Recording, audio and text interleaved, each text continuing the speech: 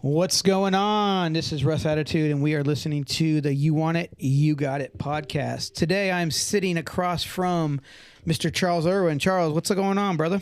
Hey, man. How's it going, Russ? It's going pretty good, man. So, you've been, you're a busy dude with bands. I've known you for many years from obviously bands. One of the first bands I knew you from was a band called Lowboy, which when I first moved to Clarksville and I heard about Lowboy, it's really my first experience with like local music. Like coming from California, you'd figure I'd know about a bunch of local bands and local guys and have friends in bands, which I did not. I think I saw one band that was local or like in my high school, and they just did cover songs. But then I was hearing about this band after I graduated here. I heard about this band going around town called Lowboy, and and I didn't finally get to see you guys until probably mid to late 90s maybe. And I believe that was probably at the warehouse with probably Flood. That was pretty cool. I was like, oh, this is some pretty cool shit, Kind of to me, it reminded me, had like a kind of Tool sound, kind of Tool, that kind of feel to it.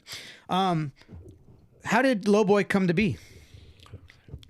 Well, I had known Scott Trotter before, and then I knew Charlie Grubb's brother Brian also before, and through a mutual friend that knew I played bass, Scott and BW, which is the singer and original guitarist for Lowboy, they decided they want to start a band because they'd been playing at the Carriage House, which is a no longer existing venue over by Austin P. But they mainly did it, as a two-piece where both of them sang. And they decided they wanted a real band. And a friend of ours, Rod Hawkins, who was friends with Charlie's brother, had suggested that they get me to play bass. So I went over to this little tiny house by the fire station over near Austin P. Okay. That also doesn't exist anymore. The fire station or the house? The house. Okay. The fire station's still there. Yeah.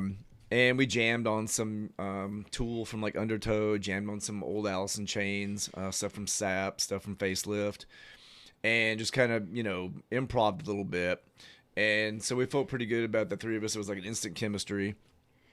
And we wound up playing house shows out in Sango. Okay. At a friend of ours, Matt Hall's dad's house. Well, his dad was out of town. It was a huge, nice house, giant front yard, giant backyard.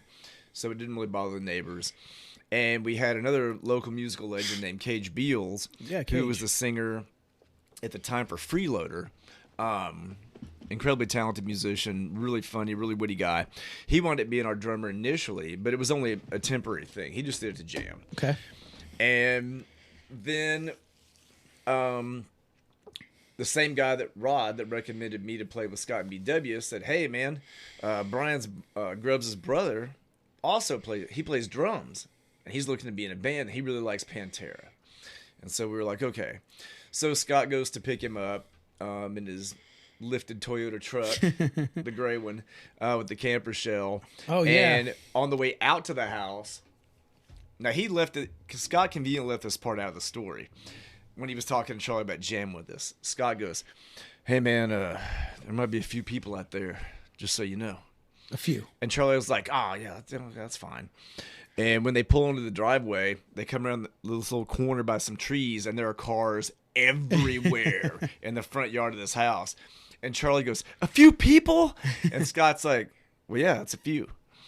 And so he jammed with us, and instant chemistry. So this was just a jam session with a lot of people. It was basically us attempting to play a couple of originals that were still in the formative stages. Okay. And then hacking our way through about 30 or 40 covers that we each knew probably about 40% of.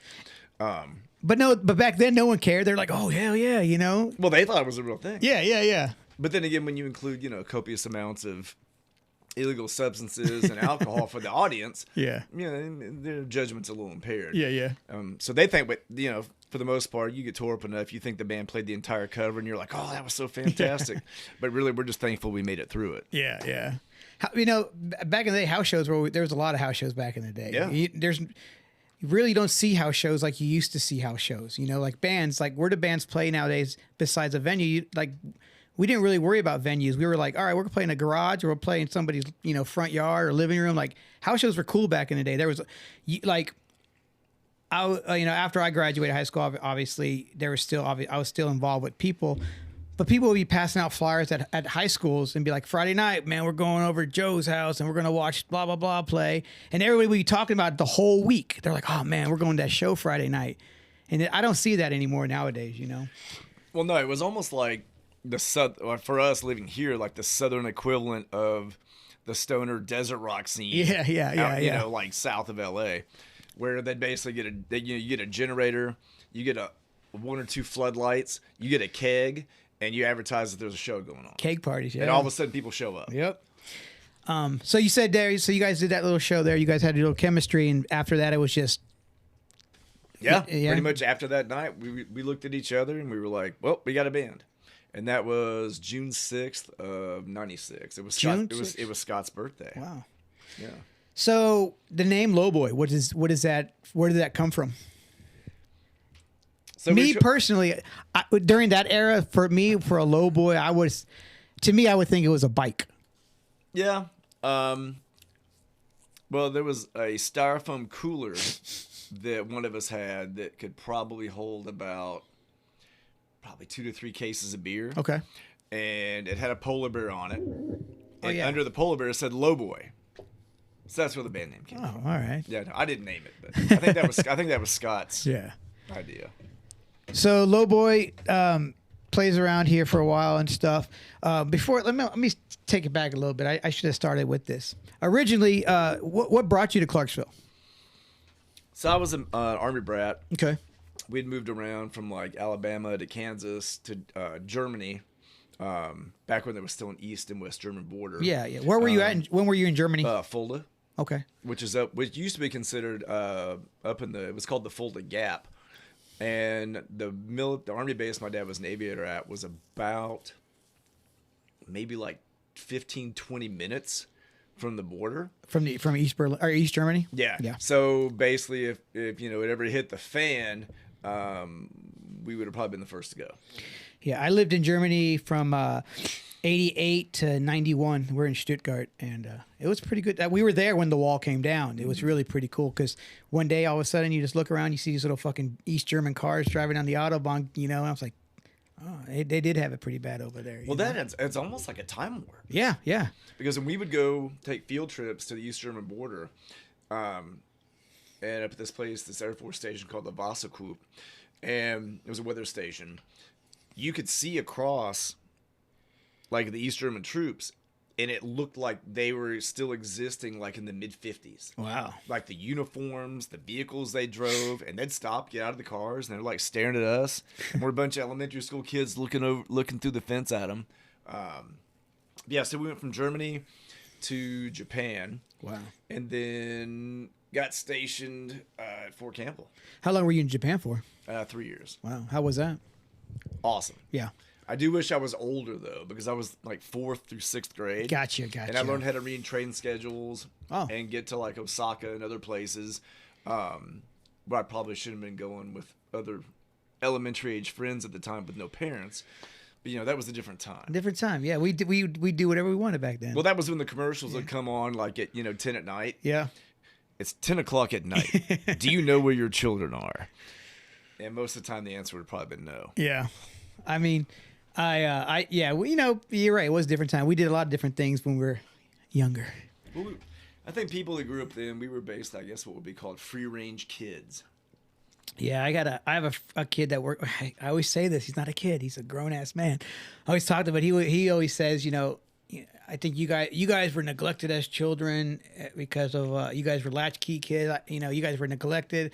And to me, everyone has their own belief, whatever. I feel like it made me who I am. Like I remember kindergarten, coming home, nobody home, open the door, go do my thing, and all my parents would tell me to do when you get home, change your clothes, whatever, and don't go outside until we get back, until we get home from work, and that's how it was. I just watched some cartoons because that's when cartoons would come on at 3 until 5, and then the news would come on, And and I did that for many, many years. And I was in sixth, seventh grade, taking care of my brothers and sisters, cooking them dinner and stuff. And I know people that still can't cook their brother and sister dinners, and they're 30 years old. But it was, like you said, a different time, and I wouldn't have changed it though. So you moved here, Fort Campbell. And what grade was that in? I moved here the summer between 6th and 7th grade. Okay. And so where did you go to school out here? New Providence. New Prov. Okay, still Yeah, there. I grew up on the north side of town Yeah. from 7th grade on. So. Did you go to Northeast or Northwest? Yep. Yeah. I went to Northeast. Graduated 94. So when did you get out of high school? If you want to say. 89. 89. Okay. Before that. Oh, I didn't really. Before 94. Didn't even know that. Mm-hmm. I thought maybe 90, 91. So you're in. So you come here about middle school era. Were you in? What kind of music were you into at that time? Let's see. So there was a guy that lived across the street from us in Japan, in the cul-de-sac we lived in on base in Sagamihara, and he had a younger sister that was like a year older than me, and he played drums. Okay. And you could hear him playing drums all the time. So that was like amazing, when you're like, 4th, 5th grade, 6th grade, and somebody in your neighborhood plays drums and you don't play anything. It's really cool. Well, she would bring me cassettes that she would record off of his albums. So at that time, when I moved to Clarksville, I was listening to things like Too Fast for Love by Motley Crue, Def Leppard's Pyromania, High and Dry, also by Def Leppard, Savoy Brown. The Crocus album Headhunter was one. Oh, nice. Then of course, I had like Rock and Roll Over by Kiss, Dirty Deeds for those about to rock, Back in Black. Okay. I think I had, not sure which one it was, because unfortunately my cassette player ate the tape and it was not salvageable. It was a Judas Priest album. Oh, no. But I think the very first time I listened to it, it got destroyed. I think the first time I ever heard Judas Priest, this girl on my bus had listened. She brought it on there, and she was an 8th grader. So I'm like, oh man, this 8th grader knows what's up, And it was, I can't remember, and I still to this day can't remember. I mean, if I look it up, I can find it. But it was a Judas Priest album that had the cover of Johnny B. Good on it, and we listened to that album over and over and over in the bus, and I was like, cause I say it all the time. I rode in a short bus basically because we lived off base in Germany, and not a lot of kids lived out there. So 10 of us fit on this little short bus, which was the best short bus in my life. It was the experiences on that bus I cherish. But yeah. So you're listening. So that kid that played the drums, you weren't playing any bass at that time? No. There was a music store. Out on the Economy. Yeah. So for those of you that aren't military, if it's out on the Economy, it's basically not on the military base. Yeah. Basically, everybody here is living on the economy. Yeah. And so there was a music store that was on the way to a couple of department stores I would go to and take my meager lawn mowing money and like small allowance and go buy like really cool, toys and other stuff. And they had it was a brand called a Tokai. And it was a sunburst finish with a maple fingerboard. And it was a bass that was hanging in the shop window alongside of the guitars. Well, whenever I would go by there, I'd get off my bike and stop, and I'd like stare at this bass. That's kind of shit you see in movies. I know, right? and then I would get back on my bike and then keep going. Because when I was like, I would always ask my dad, hey, what is that? What's making that noise? And so like a lot of disco stuff and funk and some like 70s country my dad listened to, and then the song "The Chain" by Fleetwood Mac. Yeah. That breakdown was just bass. I asked my dad, "What is that?" And he goes, "Oh, that's the bass." And so when he told me that, I was like enamored. And how old were you at this? I think I was like maybe 11. Okay. And I was like just fascinated. And so I figured out what a bass looked like based on what John McVie was holding from Fleetwood Mac in the liner notes in the album. And so I saw this Tokai, which is it's a Fender ripoff. It's a precision, but very well made bass. Okay. And I would like stare at this thing and like someday I'm gonna play that. I'm gonna play one of those. So. Yeah. And so when did you get your first bass? Because you never got that bass. No, hell no. So I wound up getting a. My dad always wanted to be a blues guitarist. Okay. Your dad wanted to? Yes. Mm-hmm. He was fascinated by the Crossroads soundtrack, which isn't really Ralph Macchio playing guitar. Who but it's really Steve Vai. Yeah. And so he was like, he goes, well, I know you have some money in your savings account. I've always wanted to be, play blues on the guitar. He goes, if you get a guitar and an amp with this money from your savings account and you learn how to play some blues, he goes, I'll match that and buy you a bass and an amp later. Well, I didn't know it would be a year later. Yeah. So I learned a bunch of blues, but I also learned, some from, friends of mine. I learned like some Iron Maiden, like The Trooper, and like some Rat and other songs like that. And so eventually I got a bass. And then at that point, I really didn't play guitar that much anymore.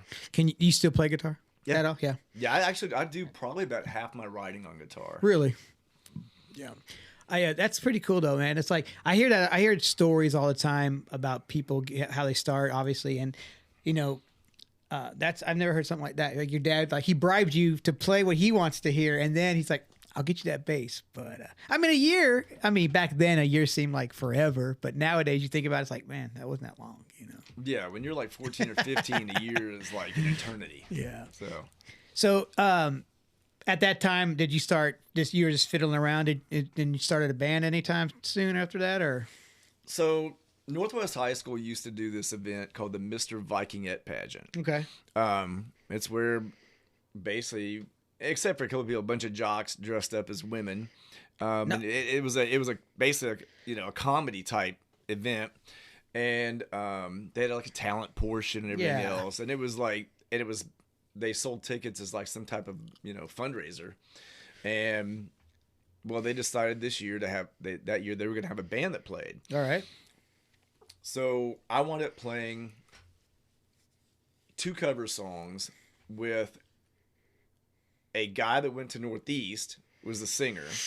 Our drummer went to Fort Campbell High School, and the other 3 of us, 2 guitar players, and I went to Northwest.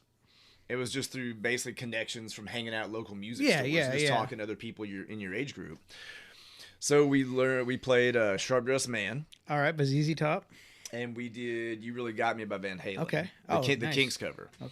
And so those are the first 2 songs I learned on bass. Did you do the Kinks version or the Van Halen version? Oh, Van Halen. Yeah, we had high school guitar heroes. Yeah. They're not doing the Kinks version.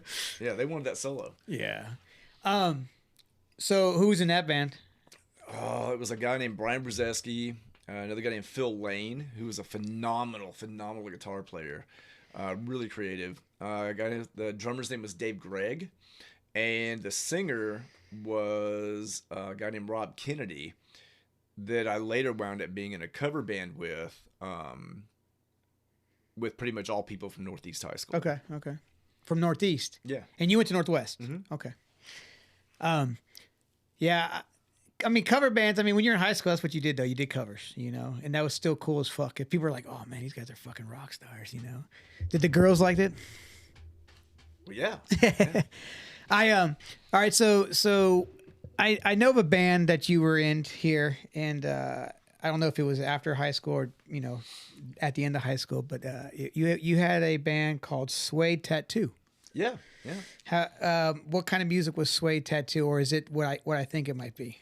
So that band started off initially as a 4-piece punk band. Oh, okay. And you'll like this part. All right.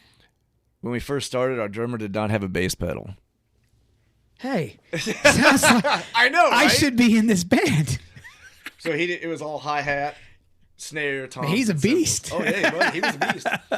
Well, that drummer was Eric Orozco, who later was the drummer in Freeloader, and he later went on. There we go, the Freeloader cassette featuring Eric Orozco. Yeah, and Cage. And well, his brother Matt Orozco was the initial singer, and so we were a punk band, and they wanted to call it Victims of Society, which I was fine with. I just was glad I was in a band that was attempting to play originals. Correct. And then that band progressed to have a different drummer, a guy named Matt Phillips that went to Northwest. And we had changed our name to the Flesh Statues. I know, right? So apparently, we didn't think of it at the time, but apparently there were a lot of phallic overtones with the name of this band, and we should have kept it. Yeah. But it wound up getting changed to Suede Tattoo. So that band sounded kind of like, there was a band that was on MTV for a while, and I really remember them because both the guitarist and the bass player played Spectre. Okay. Guitars and basses. And they were called The Front. Yeah. And really good band. I think they were a little ahead of their time. But stuff like that, maybe like early Black Crowes. All right. We covered some things like Violent Femmes, U2, off of Joshua Tree. We even covered a song by a band called Bang Tango. Bang Tango. Yeah, dude. Yeah. Headbangers of All Heroes. And, material like that. And then I think as you get into your like early 20s, there'll be certain people and personalities that you eventually just kind of grow away from. For sure. And at that time too, a lot of people are basically kind of a hot mess. But a lot of emotional immaturity at that age. Yeah, you're young. And maybe being too judgmental of other musicians. And that wound up splitting up. We did play some shows at the Cannery though. Wow. In Nashville. They used to have a big event every year that Gus Pallas, who used to handle the Cannery, all three venues would nonstop have bands playing, and it wound up being over like 2 or 3 days. Cool. And it was like a massive slate of music. And so you can imagine if you're running an event from 7 to like midnight on 3 stages for 3 days, that's a lot of bands. Yep. You guys played that though? Yeah, that was a really good experience. That's pretty cool. So after your Suede Tattoo splits ways, what happens with you in music after that? After that, was that after high school for you? Yeah. Okay. Yeah. Well, that band started. The punk version of it started like second half of my senior year, and then it carried on for a few years after. Okay. After that, I still played, a lot. I jammed with Mark Slaughter and Jason Payne over at Payne's parents' house a couple times. And like we covered some Helmet and some Quicksand and messed with some of the originals that they had done when they were Power Trip. Power Trip, yeah. But nothing really came of that because at the time I was really into like James Brown, a lot of jam rock. I still listen to like Tool and Rage and stuff like that, and still played those type of bass lines when it was just me jamming. And so for a long time it was nothing. Okay. But every now and then I would jam with people. Do you know Jamie Worley? Yes. Guitar player from Freeloader. Yeah. So he and I played with a guy named Travis Reeser, and then a saxophone player and a drummer that were music majors at Austin P. And we started pulling on some originals, and we jammed on a house on North 2nd Street. And Travis now is a big-time realtor in town. Okay. So, but at this point, he was playing acoustic and writing songs and singing. It was pretty good stuff. And then, let's see, there was pretty much, other than me just occasionally jamming with people, nothing concrete, of substance happened. I moved to Montana in late summer of '95. Wow, what you got there for? For work or just to? Well, try something being new. in your early to mid 20s, and if you don't have kids and you're not married and you don't have a career type job, living in Clarksville can seem not really like a land of opportunity for those type of people. Yeah. Now, if you're willing to get a job at a bank and move your way up, get married, have kids, become part of the community, not a bad, not a bad gig. But for a musician that wants to live somewhere that's maybe a little more, I don't know, I guess, for lack of a better term, like creative oriented, you start to look elsewhere. And also being a military brat, you have a keen understanding that there's a whole other world out there. And it's doable. Yeah. Like a lot of people just stay where they grow up because the prospect of leaving and attempting to continue your current life or creating a new life for yourself, that's a pretty daunting. It's overwhelming. It's scary, yeah. Yeah, and most people that do that wind up leaving, coming home within the first 6 months. But if you can stick it out, typically for at least past the first year and a half, all of a sudden these things become more manageable. It's that stage where, because you're by yourself for the first time, you're on you're not, you don't have anybody but yourself. you know, Yeah. and it is hard, you know, like you said, that you got to make it past that one part. And I'm guilty. I'm still in my little second area. Like you know? you go to the grocery store. Yeah. You don't see anybody you know. Nope. You go to like a popular, bar or club where there's a band playing. There's no one there that knows you. And so that's kind of like, going out on that limb and, reestablishing yourself. Or a lot of people move and they basically recreate themselves. But then they wind up going back to their old habits and they wonder why they're not happy and they go back to where they came from anyway. So you moved to Montana. How long did you live there for? I lived there for about 5 months. Okay. And you're just like, yeah, time to go back home, and Well, gave it a shot. You know? yeah, I did. How did you like it out there though? No, I loved it. It was fantastic. That's a place that I've always wanted to visit, is Montana. Well, it was in Missoula, which is pretty much, there's a college, Okay. there's a town, and it's pretty much like in a giant bowl, and it's surrounded by mountains. Any particular reason why you chose there? Well, I'd always really like hiking. Okay. And so the idea of going somewhere like that, where it was just always available, and everything was like, kind of like an adventure. I'd never been there before. I'd never seen it. But there were old mining towns up in the mountains near there that, because of the arid climate, were largely intact. And so you could go up and you could find these, of course they had big massive chains and locks on the gates, but you could see into the old mining tunnels with the track. Oh, yeah. And the cars still in there. Oh, wow. And it was a very different world. And I think probably, when you grow up in the military, every 3 years you'll feel that ping of that wanderlust. Yep. That, it's time to move somewhere else. It's time to experience, a different culture, or, live in a different place. See, you got it when you were in the military. Well, you're a brat. You got. It sounds like you got to see a lot of places. I personally, I'm from California.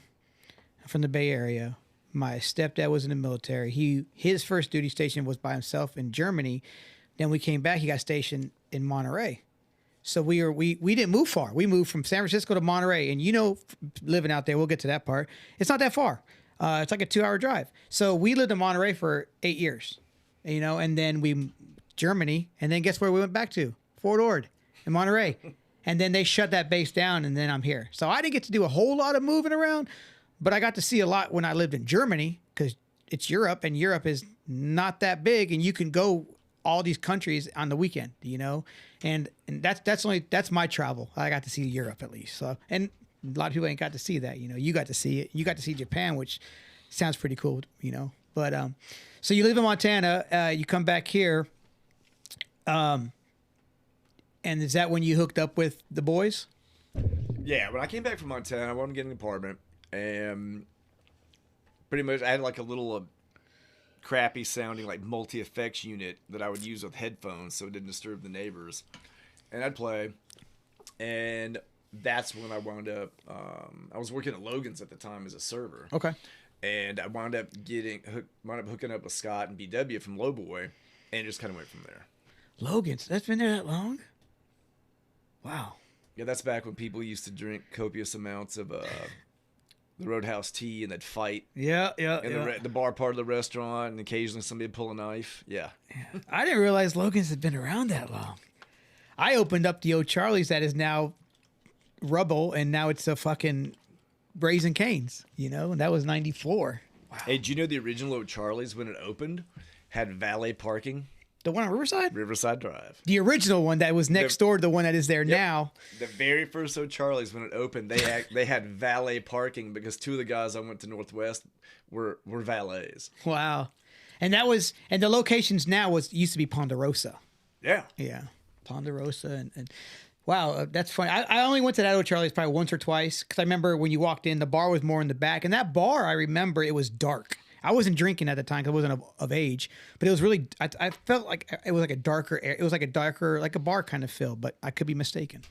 And then it became a Chinese buffet, Wow, valet parking, interesting. So Lowboy does their thing. How long was Lowboy around for? 6 years, 5 years? Lowboy was, Lowboy was an active band for 7.5 years. Okay.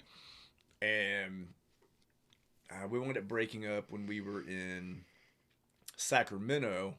What brought you? Why did you guys move? Okay. So initially, John Brelia, Okay. who Yep. very awesome producer, Black sound Cabin. engineer, sound guy, Black Cabin Recording. And he was from that. He's from the Bay. Yeah, well, his now ex-wife, she worked as a midwife. Okay. And for like a midwife cooperative type thing. Well, she wound up getting a job in Davis, California, and they moved. Okay. Sold their house and moved. Well, then Charlie started thinking, yeah, I want to move to California too. And BW did not move with us because he was a driver for UPS. He and his wife just had their first baby. They bought a house. And if you leave UPS, the UPS hub, you start over at the bottom. And he would not have been able to move to California and instantly become a driver. Yeah. So he stayed here. Our second guitarist, Matt Beadle, who had been with the band at that point for about a year, he and Charlie moved there first. Okay. And then Scott and I moved there at the very beginning of August. And what year was that? 2001. Okay. And then we found a practice facility in Woodland, which was a small town, about 35 minutes from Sacramento. And we started rehearsing there and then started playing shows. How was the scene out there? Oh, it was great. Yeah. But what happened was half the local bands loved us. It was just like hanging out with friends from bands in the Nashville area. Mm-hmm. The other half of the bands in the scene hated us. Absolutely hated us. Always talking crap. They were like, oh, you're just a Tool ripoff band. And we were like, not really. But all these bands that hated us were blatant rip-offs of other popular bands. Yeah. And so we were like, nah, not really. We're just influenced by them, but we don't sound like them. And so it was a pretty good experience. We,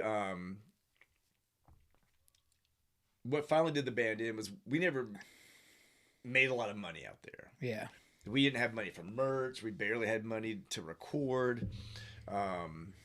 Because like when you move, you're basically starting over. Oh, for sure. You don't really have a lot of connections for all the same, avenues in life that you would have in your hometown. And 2 weeks before we were supposed to open for Clutch at the Boardwalk in Orangevale, which is just outside Sacramento, I managed to break my right wrist at work. Where were you working? It was I was basically like assistant manager of a detail shop. It was part of a big car wash in Citrus Heights. And I wound up having 2 big screws coming out of the cast. Oh, and I was like, F this. I'm playing this show with a pick. I'm going to figure it out. But the pain was so bad, even taking the pain meds, I could not play. And so a buddy of ours, another band, was going to learn some of our songs and play the show. Well, for whatever reason, he wasn't going to be able to actually learn the set in that time. It may have been 3 weeks out. And so we canceled. And I think because we'd been working really hard in California to get noticed, and we had done like a showcase for Roadrunner. There was talks of us doing a showcase for Interscope. Now here's the ironic part. Okay. So Roadrunner checks us out at a place called Scratch 8, which is an old Sacramento basement bar. Yeah. Killer venue. Awesome. Old Sac is pretty cool. Yeah. It was like this basement dive bar with lots of red paint on the walls and stuff. And then they had a fenced-in area outside. Because at this point, like here you could still smoke in bars at that time. But in California, you had to be outdoors to smoke. Yeah. See, when I moved here in 93, when we went to a restaurant, they were like, smoking or non-smoking? And I'm like, what? That's an option? Like, because back, then there was no smoking in restaurants. And I was like, that's kind of crazy. But go ahead. And so it was a really killer place. And they liked us. But they went... Now, bear in mind, Slipknot is already on Roadrunner Records. Okay. So the 2 reps that came out, they elected to sign a band called Section 8 that wore red jumpsuits and masks. Okay. That was the band they picked to sign from Sacramento. So they were going what was popular. So they're like, this is going to sell too. Let's try this. Yeah, they basically went with something they already had on their label. And that band is where? I don't know. Yeah. Yeah. And so that was kind of defeating. And then breaking the wrist happened. The fact we weren't making a lot of money, but within a couple of months afterward, Scott and I both get better jobs, which would have solved all the financial issues we were having at the time out there. But I think, after 7.5 years of, working hard and trying, going back into that grind. Yeah. After you've had what you would, deem as like a big defeat. I don't think anybody was ready. How long were you guys out there for? I left there we got there in August of 2001. I moved to Houston in October of 2005. Okay. All right. So in that time too, before y'all broke up, y'all came back here and played, right? Yeah, we came back we played both the Rival Fest that were held off of Riverside Drive at the exact same time Riverfest was going on. Yeah. Rest in peace, Rival Fest. I know, right? Those are good gigs. Those are fucking amazing shows. Well, when in a town like this, when you can basically give the finger, I'm all about family friendly stuff, but you can basically give the finger to the establishment and the idea that heavy music doesn't belong at a city music festival. Yeah. And you have around an estimated 1,300 people show up. That's pretty cool. Yeah. That's a great experience, and to be a part of that. We did fly back in September of 2001, right before 9/11. Okay. We played the second Rival Fest with pretty much no rehearsal. Oh, wow. I've seen a video of it that a guy named Josh Grimes, who's also really good drummer. Yep. Good guy. He uses his kick pedal. Yeah. Oh, he actually, yeah. So he recorded it way back when on I don't even know what the camera looked like, but it looks like those old VCR home videos. And he recorded it, and the show it was pretty good for not really having practiced in a few months. Yeah, I got a bunch of pictures from that show, and the camera I used was like it was like one of the early digital cameras, and you had to put the fucking the floppy disk inside it to take. Oh yeah, it was pretty bad, and the pictures are so horrible, but I still have them on a disc somewhere. So you guys did that. That was a good show. It was Lowboy, Submethod, Flood, and FSN. Yep. That was a good. Rico McCage was in Flood at the time. Yeah, there was one. And I think one of the shows. Let's see.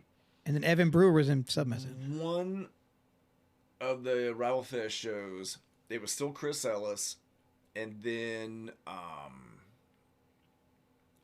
Mark Taylor was playing bass. Wow. That must have been one of the Rival Fest. That must have been the first one, because the second one was Rico and Chase on guitar and bass. Yeah. Yep. Because and that's when Evan Brewer was still in Submethod. Oh yeah. Yeah. And then he went on and did some big things, and now he's back in Nashville. Look what I did.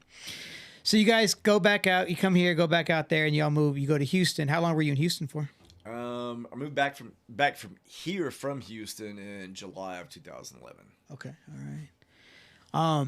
So in 2000. Okay. So yeah, you were gone for a minute. Wow, you were gone for like 10 years from here. Yeah. Wow. Apparently, I missed a lot. A lot of shit changed. So you come back here. Obviously, Lowboy is no longer at that time.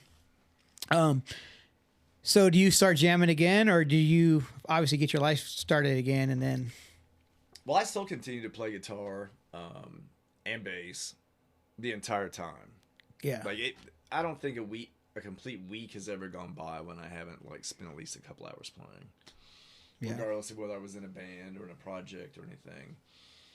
And then I started getting more serious about it and wound up talking with Billy White, who a lot of people know is the singer from Shun. Yep. And he was also the singer in Sans Serif, another great band that he was in after Shun. And we talked about getting together and playing. And I had also been in communication with Ben Ross, who was the drummer for FSN. Yes. And so we decided to get together and jam. So Billy brought a friend of his from Nashville that played guitar in a different band. He wasn't interested in being in our band, but he just showed up because he already had another project going. But he showed up to play guitar. And we wound up kind of piecing together the majority of the parts for 3 original songs. So then after that, we took on a guitar player named JD, and we had a keyboard / piano player named Heidi. And another one of those situations where it was instant chemistry. Like, we would just call out different, like, we would say, all right, we're going to do a Romanian circus version of this song. And we'd pull it off, and it sounded authentic. And then we'd do the regular version of the song. We played at 8 on 8 at the Cannery, where they had 8 bands. And I think it's 8th Avenue. Yeah. And each band got to play 3 songs. So the night we played, there was also a very little-known band called All Them Witches. Really? They played that show. They played, wow. and this was in the early days of the band. And I thought they were a cool band. But, you know, you only hear 3 songs, and then the next band's immediately up on the stage. Yeah. So you're like, yeah, that was a pretty cool band. I'd never heard them before. Did y'all share gear at that time? Were y'all sharing gear or something, or no? They had some house amps you could use. I used my own bass amp, but I did use they had a Hartkey 810 that I went ahead and just ran through that cabinet. Then I think Ben played on the house kit, but he brought some of his own things with him, like cymbals, maybe a snare. I was just asking because I didn't know it was that many bands. You know, it's like, especially if you're only playing a couple songs, just like, you know. Do you remember any other bands on that bill? No. Yeah. Just us and them. I remember seeing pictures or videos or something from that show, and I didn't realize that at the time that you were in the band. I knew Billy, and obviously I knew Ben was, because I think that's why I knew of the band, was because of Ben. How long was that band around for? Because Billy, I'm gonna tell you now, Billy had an amazing voice. Oh yeah, and I'm sure he still does. But yeah, how long was that band around for? And what was that band called? Stella Novelle. Okay. And so there were some. I'm not getting into a lot of detail because I don't want to talk a lot. You know, no. Trash about people. We're not doing that. But there were some issues where, the other 2 of the people in the band were no longer in the band. Gotcha, it was still gotcha. me and Billy and Ben. Yeah. And then we had Chris from Shun play with us. And then we had the bass player from Sans Serif also play guitar. So at one point, we had both of them playing guitar, me on bass, Ben on drums, Billy singing. And then their interest kind of faded out. And then we picked up a guy named Todd Fulford that was one of the guitarists in the... Oh, geez, I forgot the name of the band right now. But they were a really big band around Nashville area. Okay. I'll think of the name in a little bit. But he was the only guitarist in this really big band in the Nashville area, maybe mid 2000s, even late 2000s. So he came in to play guitar, but he had always been a heavy guitarist. And Stella Novelle was a very bass and drum and vocal driven band. So instead of playing big power chords and searing leads and stuff like that, he was put in a situation where he almost had to do a U2 type thing. Okay. Where all of a sudden you're going from being everything's guitar driven and everything's loud to you have these, sparse or very busy guitar parts that are more textural. They're key to the song, but it's not like big riff music. Gotcha, yeah. And he wound up he pulled it off fantastically. And we'd recorded we did a rough mix home recorded demo at his house in Mount Juliet. But he has a lot of other things going on. He actually has a career too. And he has a big YouTube channel with Mopar, modified cars and stuff, shit, yeah. Where they, fly with a drone and they have guys sitting in the back of a truck with a camera. Oh yeah, and they yeah. follow the car around. So it wound up being kind of too much for his schedule. And after going through basically 4 guitar players in that length of time, we just were like, psh. Now at that time, I mean, you were gone for a little bit, so I don't know. You said it was about 2011, 12ish. Mm-hmm. So Ben had already been out of 12 volt at that time. 12 volt wasn't around anymore. So you missed. So not you didn't miss, but during that era, I mean, obviously a Braid was around right before y'all left, and then Gnosis and those kind of bands, and Lower Unit obviously. And I'll talk about Lower Unit in a second, but damn it, where was I going with that? I I don't remember now, and I'm going to stop. So anyway, so that band splits up. When does the cover band come in? Well, was there anything else after that band? No. No. Oh, the band that Todd Fulford was in was called Return to Self. Oh yeah. Okay, you know they are. Yeah. Oh yeah, because Yeah. taking underplay with them several different times. Yeah. So Todd was one of the guitar players in that band. Okay, yeah. That later played in Stella and the Bell. They were really good. Return to Self. That was around the same era too, like the Abrade era, and then Abrade changed their name to Falling Down. And then you had like Without. Without was a great band. You never got to see Without it, yeah.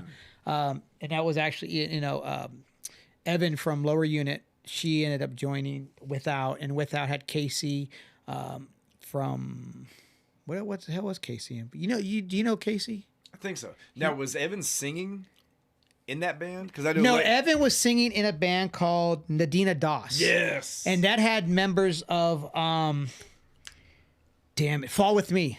That was Yeah. And Nadina Das was pretty good. She was like, I don't know if it was really singing, but it was. I remember Fall With Me playing at the 8th Day. Fall With Me was really good. Yeah. 8th Day was a good venue. I never got to go, but I went there when it was the Blue Sky Court, and a guy named Sonny used to run it, the 8th Day. Yeah. And I'm actually really good friends with his nephew, Tweety. His name's not Tweety anymore. He goes by Samuel. But, you lose your nicknames over the years, as I did as well. Because everyone used to call me Pappy. But anyway, that's retired. So, yeah, Return to Self, that was a good band. I think Taken Under actually played with them at the Blue Sky Court with maybe Falling Down or something. But that was a good era of music and the scene. And then it kind of slowed down. So... obviously you're always playing. I always watch you when I see you play because I think you're an amazing bass player. I'm not trying to butter you up at all, but so I was really impressed, and I keep going back. Actually, before that, we're going to talk about Lower Unit. So you were in Lower Unit for a little bit, correct? Or did you just record this record here? I was in Lower Unit. This is during the time when Matt and Charlie had already moved to. They were living in Davis. They'd already moved to California. And Lower Unit needed a bass player, and we jammed together several times in Hendersonville, and then I wound up playing a show with them at the Southern Castle in Jackson. Yeah. Which was, I love that venue. That venue was one of the best bass places I've ever played. You basically you're standing on the floor. Uh-huh. Here's your monitors. Here's some lights. And the crowd is right across the monitors from you. And they constantly buy you drinks. Any merchandise your band brings, if your band's halfway decent, you will leave with nothing. You'll have sold all your merchandise. And it was like an old glass storefront window. And so you could see the profile of the bands playing as you drove down the street or walked down the street. That's pretty cool. Yeah. Yeah. So how long did you jam with those dudes for? Because I'm gonna tell you now, they were a fun band to watch live. Oh yeah, a lot of energy. Them brothers, man, E-Love and Dale. Yeah, Dale Wood. Because E-Love played guitar, And then Dale Kevin and Ryan. Yeah, Ryan Wood, man. He went on to play bass in a band, didn't he? I know he was playing bass in a cover band. Cover band, yeah. I don't know if he did anything like that with playing originals. And then Kev, I wonder where he's at these days. I don't know.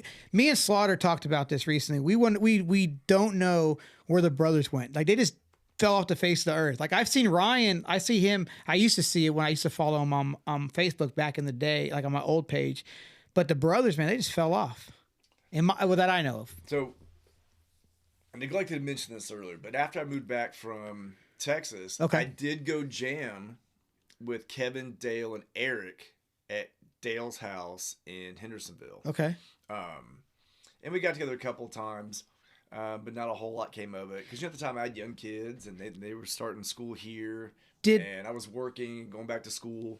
And so the commute just wasn't going to work out. But at that time, Eric had taken over lead vocals, so he was playing guitar and singing. Really? And it had a little bit more of an Every Time I Die vibe. Yeah. Than their previous material. During that time though, didn't they all live together? Like Billy in Lower Unit at the Lower Unit place? Not at that point. No. Now I know that that Dale and Eric used to work at the CarMax, like pulling dents and repainting and all this kind of stuff. So Dale wound up starting his own business called Dent Wizard, and did a lot of contract work with dealers around Nashville. And he had a small storefront here in Clarksville on Craft Street. Really? That was there for maybe about 2.5 years. Interesting. And yeah. Those are good dudes, man. I always like watching Lower Unit play, man. And they did that 3-6 Mafia cover. But you won't hit a motherfucker. Yep. You know who else, we'll talk about too real quick. Remember Malfunction Crew? Yeah. Those were some crazy wild dudes. Wes wound up taking my spot playing bass in Lower Unit when I moved to California. And he and I got together a couple of times and went over some of the bass parts for stuff that was written after I started playing the band. And then, then we got Jesse. Yeah. Chill. Tony Danza. Who would have fucking thought that this fucking guy that was just a sampler dude that would like rap the fucking, he was just wild, become the fucking singer of Tony Danza. I remember when I first heard Tony Danza, Taken Under was recording our Silence Your Enemies record, and Dietz, no, it wasn't Silence Your Enemies. It was our Strength and Honor album, which we never dropped. But Dietz was like playing it for us, and I was like, man, some fucking wild shit. And they're like, yeah, man, they're from right here, Murfreesboro. They're my friends. Da da da da da. I'm like, and those dudes were all cool as fuck. Everybody in that band. Everybody in the band was cool. And I get it, man, because like Murfreesboro is like a music school. Like the people that came out of that school is so talented, but they are all musicians too. And then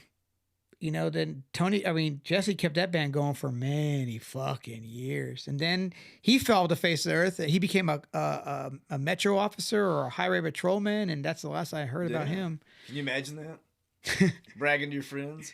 Holy shit, I just got a reckless driving ticket from Jesse from Tony Danza's tap dance extravaganza. I remember when they fucking made it on Tony Danza, the Tony Danza show. Tony Danza, like at the beginning of the Tony Danza, like he had a talk show back in the day, and at the beginning he would read letters from the fans, and somebody sent in an email. My grandma, I was watching the show with my grandma, and I was like, what, Tony Danza? Have you ever heard of it? Blah, blah. So they played some of the music on the show, and he was like, it's pretty good stuff, It was like, it was just like, dap, dap, dap, dap, dap, dap. He's like, all right, but. Deep down, he's like, this ain't no Who's the Boss theme, but it's okay. Yeah.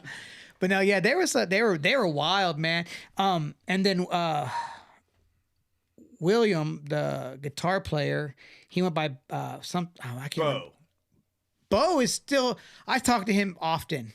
And now he owns his own guitar store now in Nashville. He's affiliated with a vintage music store in Nashville. So here's a little known fact about Bo. When Lowboy moved to California, we did not want to have to deal with the prospect of finding a second guitarist out there. All right. We'd have preferred to have someone from here that we knew and already knew what the band was about, and that we knew was a solid musician, would fit in pretty well. So we did the hardcore press on Bo to move out there with us. And at the time, he was like, thought that was just the craziest idea ever. He was like, what? I'm just going to move to California with you guys? And we're like, well, yeah. Because we were all about it. Yeah, yeah. And years later, he declined. And so years later, there's this YouTube page called Why Nashville Rocks. Yeah. It's all one word. And you can pretty much get a really good gist, or a really good idea of what the Nashville music scene was like for heavier music between, let's say, like 98 and maybe like 2005. Yeah, for sure. Like killer bands. Yeah. I like that page. So at one point he commented on one of the Lowboy songs that's on there that he goes, man, they tried to talk me into joining their band and moving to California. I really regret not doing that. Yeah, that page is really cool, man. Cause I saw some like old videos of like obviously Lowboy, Peel. Remember Peel? Peel, you got Sub Method. Yeah, all those are on there. You got Community Spoon. You got Shun. First time I ever heard Shun and Community Spoon was at the Warehouse. And they both played the same night. And they both, like, I fell in love with Shun that night. And Sub Method did a cover of Phil Collins. Yes. In the Air Tonight. Fucking phenomenal cover, man. But then I found out that 12 Volt also did a cover, and I believe it might have been, was it a Talking Heads cover? No, that was Shout by Tears for Tears Fears. for Fears, that's what. And then it was a live. Yeah, it was like a hidden track or something. And when I think it was actually done at the IndieNet then? So they recorded that song live and then put it on the 12 Volt CD. Where Did All the Sunshine Go? Okay, their first like official release. Yeah. And then I'm not sure who did it, but when they were saying shout, let it all out, somebody yelled "Shout at the devil," like on that cover version. So the first time I ever heard of them, I was at a 328 show. And somebody was passing out baby footsteps. I think that's what it's called. Baby steps. Baby steps. They're passing that out after the show, and I got it. I still have the green and yellow album cover. Yeah, it was cool. It was recorded and produced by Fred Coury, the drummer of Cinderella. Yeah. Before taking under their Flood Still, they recorded 2 songs at that studio with. Did you guys record there at all? Which studio? With that one at Fred Kerr studio. No, we did. Lowboy did record a demo at the studio in the back of the IndieNet with some prize money. We took like second place in about all the bands they had there. Which album was that? Or was it just a demo song? It was just a demo of a bunch of stuff we had that later on would have been the Versafertility CD, but which never got finished because we decided to do way too many songs on 2-inch tape. Yeah. Instead of like narrow focusing and said, okay, we're going to pick our best 5 songs. We were like, we're going to record everything. And of course, they didn't get finished. So I have 2 Lowboy CDs, and I think you guys only actually physically released 2. What was the first? The first one was called what? Who's Evil? Okay, so I have this one. I got 3 CDs in the Boogeyman thing here. Okay, now the Boogeyman came with the comic book. Yeah, that was included with a comic book that was done by Rick Sanchez. Rest in peace. Rest in peace, Rick. So Rick and I also graduated high school together. Oh, okay. And then he lived with us at the Low House off of Zinc Plant Road. And then he wanted to move into Colorado Springs later. Now, he did used to live over behind the Kroger. Yeah, I know. So when this got put out, there was a house party at the house because I was on it's Lookout. Is that Lookout Road, Lookout Drive, Lookout something behind Kroger? What's that? You know what that street's called? Lookout something? No. And we had a house party, and Rob DJ'd at it.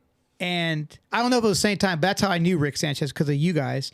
But so this was the Boogeyman and stuff. But then I have this CD, which I don't know how I got it, but I don't get rid of it. I'm keeping it. There's the shit from Sacramento on here. How many songs are on that? From the way it looks on here, because if you turn it on the backside, maybe 4 or 5. Okay, yeah, we did do. I have them. I have them all on a hard drive, but and it was, I forgot how I got the shit though. But you guys recorded in California, right? So when we first got to California, our initial demos were recorded by John Brelia. Yeah, and we recorded those at Puss Cavern, which is a very famous studio. Papa Roach is recorded there. Deftones have recorded there. Cake recorded at Puss Cavern. And a grip of other bands. Those are just the main 3 I can think of right now. Yeah, because that's all Sacramento area. Oh, yeah. Yeah. Hell yeah. Well, like Papa Roach was from Vacaville. Yeah. Vacaville, which that's not that far. I got family in Vac. Fairfield, all that shit. And so we recorded that. We had a song get selected called Send that was selected to be on 98 Rock's local compilation CD that they put out every year. Okay. We got picked for that just a few months after we'd been in Sacramento, which also burned the asses of a lot of local bands who've been trying to get on that.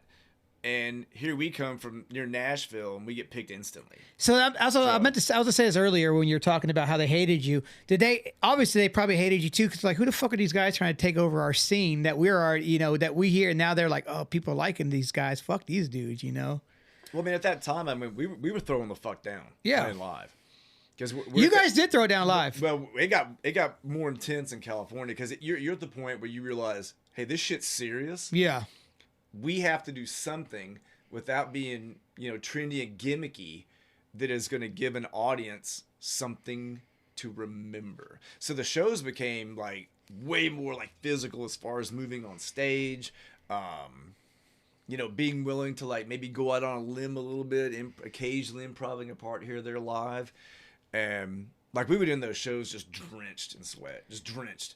And people would come up hugging us going, oh, I love that show. I'm like, sorry, dude, I'm all sweaty. And they're like, oh, I don't give a shit. And they're all hugging on you. And it was, you know, I can see where if you're in a band that is more, Is it fucking, you good? You know, more doing things like where you dress a certain way or you're copying a certain genre, hoping to, you know, latch on or glom on to the success of other bands. And then this other band comes out and they have like a multitude of influences and they're super energetic and the crowd loves them. And, you know, the drummer's great. Yeah. The guitar player's great. The singer's, you know, fucking phenomenal. There's going to be some professional jealousy there. Oh, yeah, for sure. Like, I've never really got that. You know, bands crack on each other, making, you know, fun Oh, of each other all the time. yeah, And for that's, sure. that's a good natured ribbing. Yeah. But I don't know that I've ever been, like, really, really bitter or jealous of somebody else's band's success. No, yeah. People are going to like what they like, and bands are going to go a different direction than everybody. And you, all you need to do is respect what they got, you know? Yeah. It's like, yeah. So now to bring us back to the recording thing you Yeah. asked about, after we were on the Sacramento CD, there was a guy that came out to watch us play some of our shows, and his name's Dave Park. He's the original manager of the Deftones. He's the one that got them signed to Maverick. He helped bring that band from being basically a bunch of kids jamming in a garage to being a legitimate major label contender. For whatever reason, that some aspects of that relationship soured. They went their separate ways, but he took an interest in our band and he wound up becoming our manager the latter, you know, year and a half that we were active in California. And as with some, you know, sometimes the way the music business works, you wind up crapping on people that have always had your back. Yeah. For the hopes and dreams of something bigger and better. And rather than insisting that John remained on as our engineer in the studio, and letting Dave take more of the production role, we basically kicked pretty much a family member to the side for Dave Park. And that's one of those things that you look back on in your life and your relationship with people. I look back on that and be like, you know, we really crapped on this guy that always busted his ass for us and always believed in us. Yeah. But he still ran sound for us live afterward. I mean, that's why y'all moved out there. Yeah. And he recorded you all the time. And so he knew you guys. He knew what you guys sounded like. He knew, you know, the parts, you knew how to bring out stuff from you, obviously, probably. And then you get this new guy. And then, but that's cool, though, that he still was doing your sound and still, you know, and you guys still have a relationship now? Oh, yeah. We're still on great terms. That's awesome, man. That's really cool. Now, he still lives out in California. Yeah. I think that's what I had heard. And he's still doing music? Yeah. He is in a 3-piece band, and they live near Napa Valley. Okay. And his band just competed like in a battle of the bands type thing, and apparently did really, really well. And he's also a phenomenal bass player. Yeah. But he also plays the Chapman stick. Really? Which I would not do that instrument justice trying to describe it. But it basically is a giant, it looks kind of like a 2x4 with a whole bunch of strings and tuners on one end and a bridge on the other. Okay. And it's mainly tap. Now, Tony Levin, another famous bass player, also plays Chapman stick. Yeah, but John's a great musician, great guy. Well, real quick, we're just talking about bass players. Let me ask you this. So who are some of your like influence on bass? Like who is one of you, like who's your one, like your like, yeah.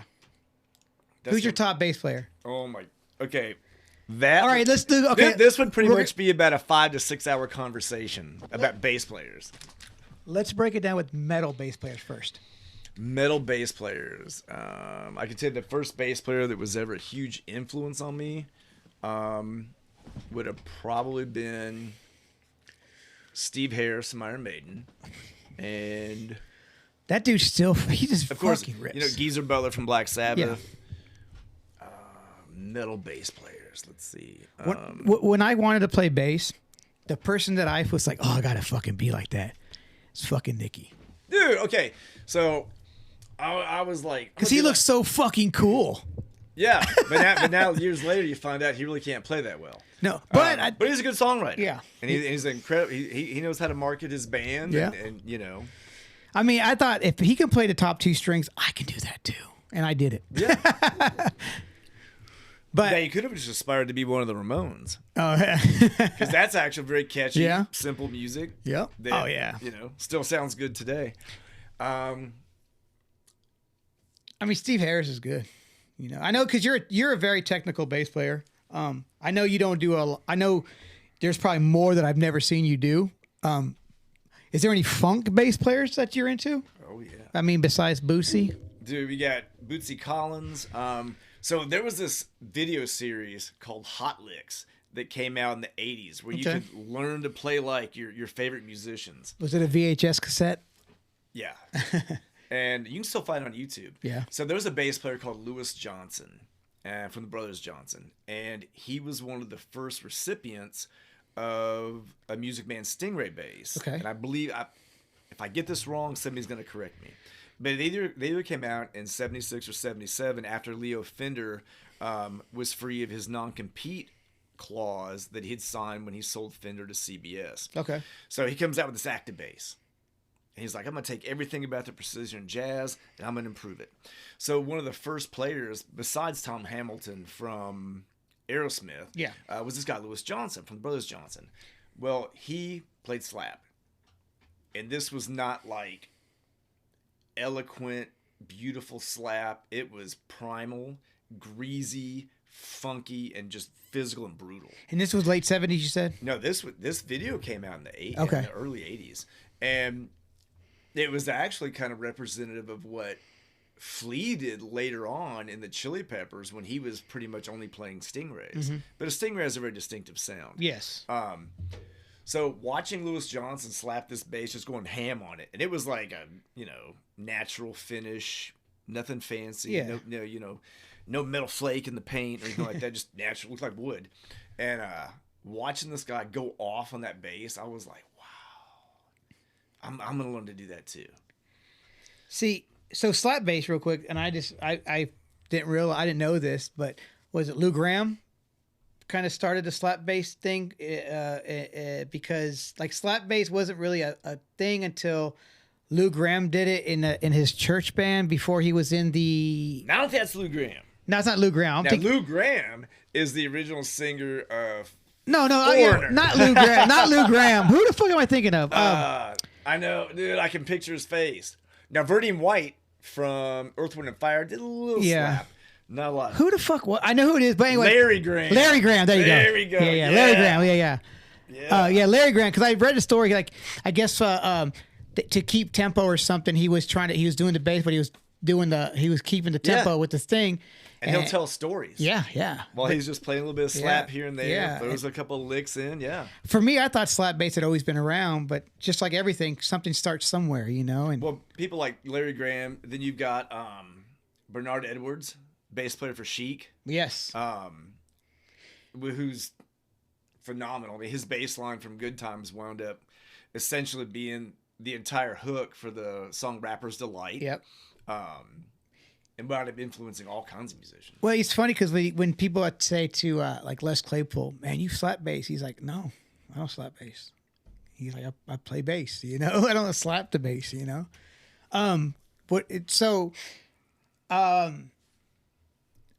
are there, I mean, obviously, currently right now, like, who's a bass player that you would like say you emulate or you take a lot of from? Because I mean, I know you learn every day something. Oh yeah. A bass player that is essentially part of the Geezer Butler family tree. Is Al Cisneros from Sleep and Ohm. Okay.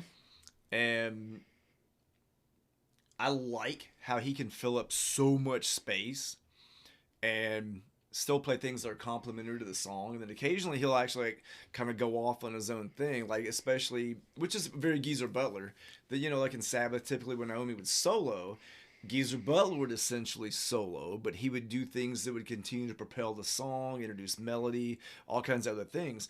And Al Cisneros is kind of the same way. Okay. But a lot doomier. and with way more effects than Geezer Butler would have used. So But I like those. I like a lot of stuff that ones that almost sound like soundscapes or soundtrack type music. yeah, And then if you happen to put words to it and people like it, well, that's a plus.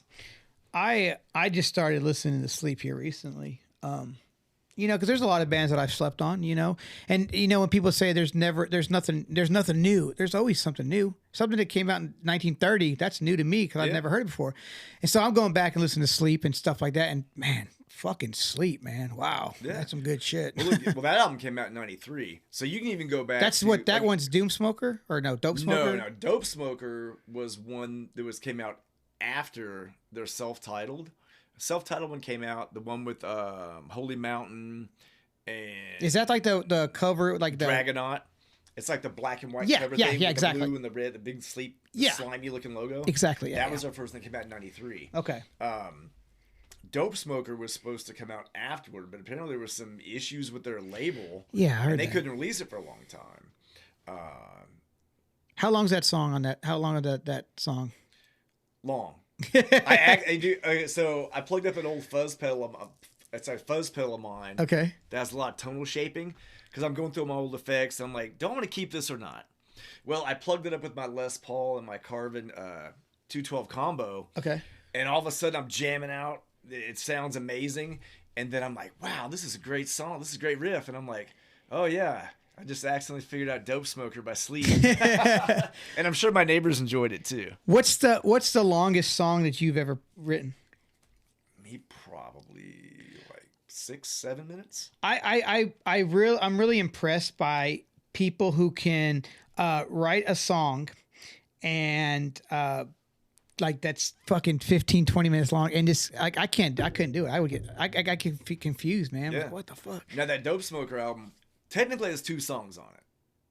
One of them comprises about 90% of the release. So technically, are they both together like one continuous track though? Or is there an actual end to it? There may be a couple of second breaks. Yeah.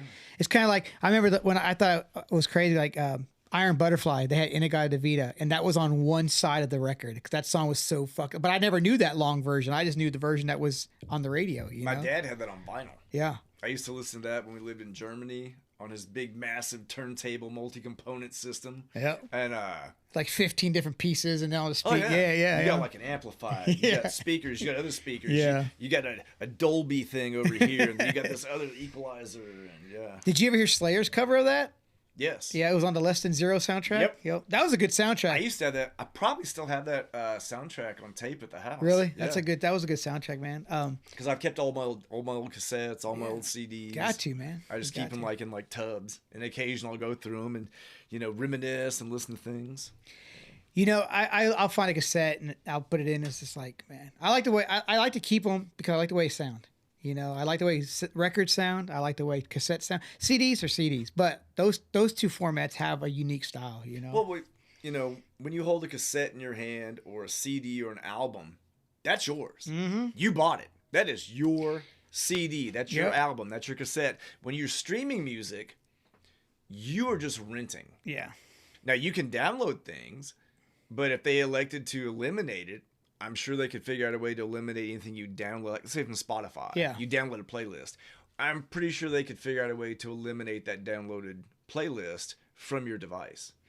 That's one thing I like about records, and like you said, and cassettes and CDs, because I like the artwork. Yeah. You don't get the opportunity anymore to open up a cassette and be like, oh, who the hell is Testament?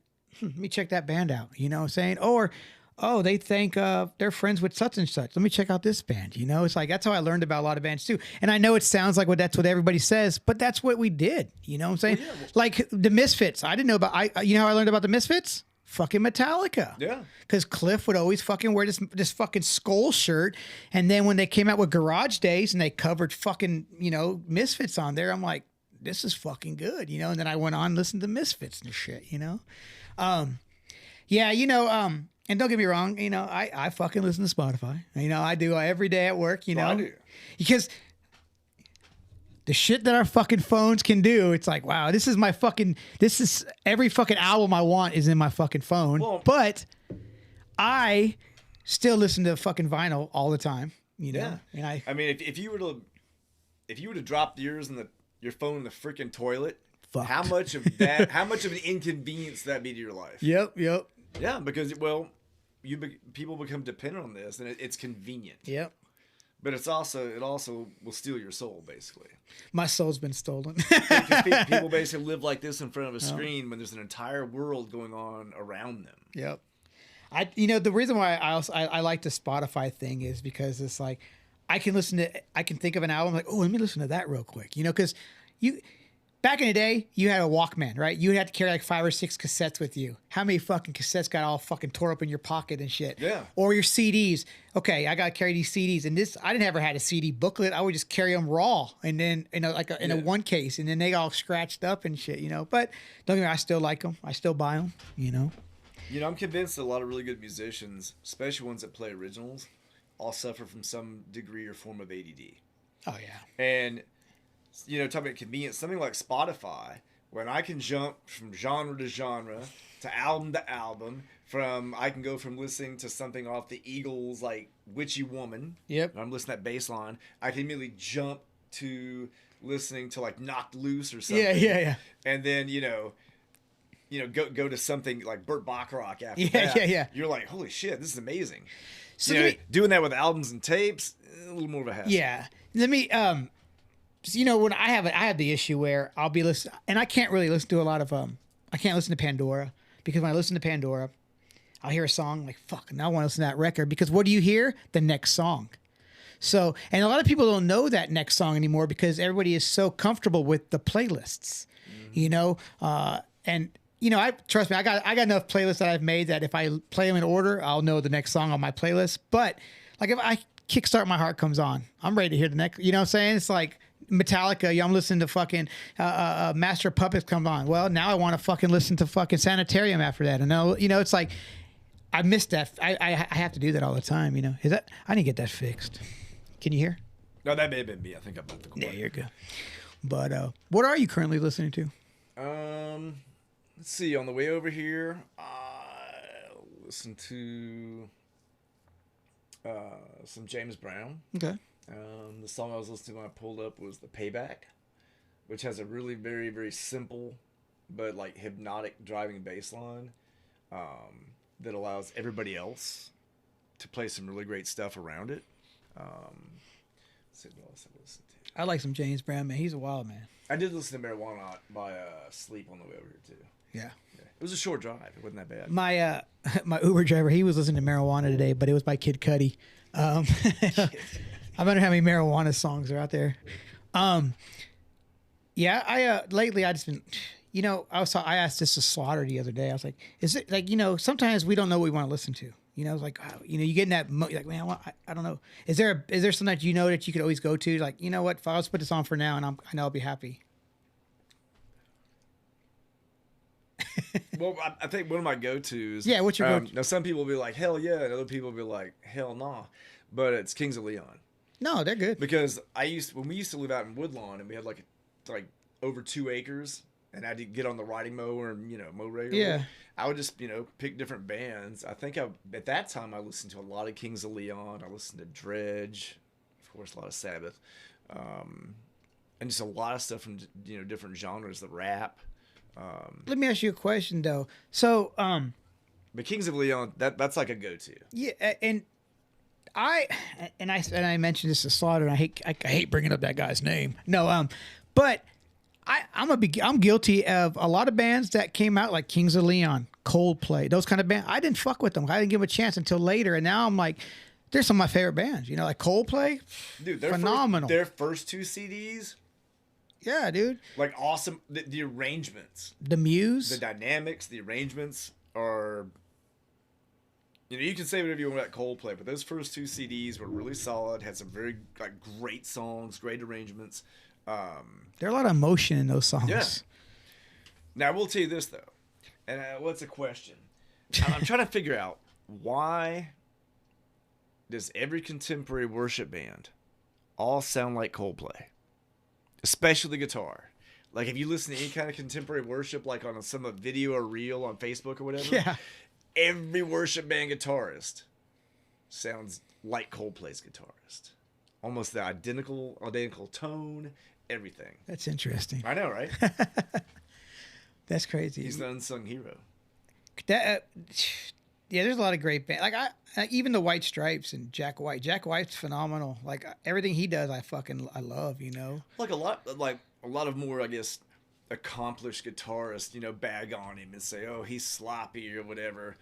But something that's undeniable that he has a style. He writes stuff that's catchy. Yeah. Stuff that's memorable. He really has you can tell he has a deep respect for vintage sounds and tones. And he also is very creative, which are things that a lot of the people that bag on him are qualities they don't have.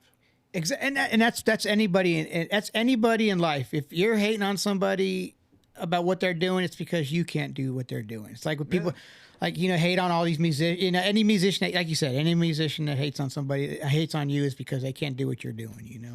And don't get me wrong. When I was a kid, I fucking was like that with the skateboarders. Like, man, fuck that dude, but because he could do what I couldn't do. You know.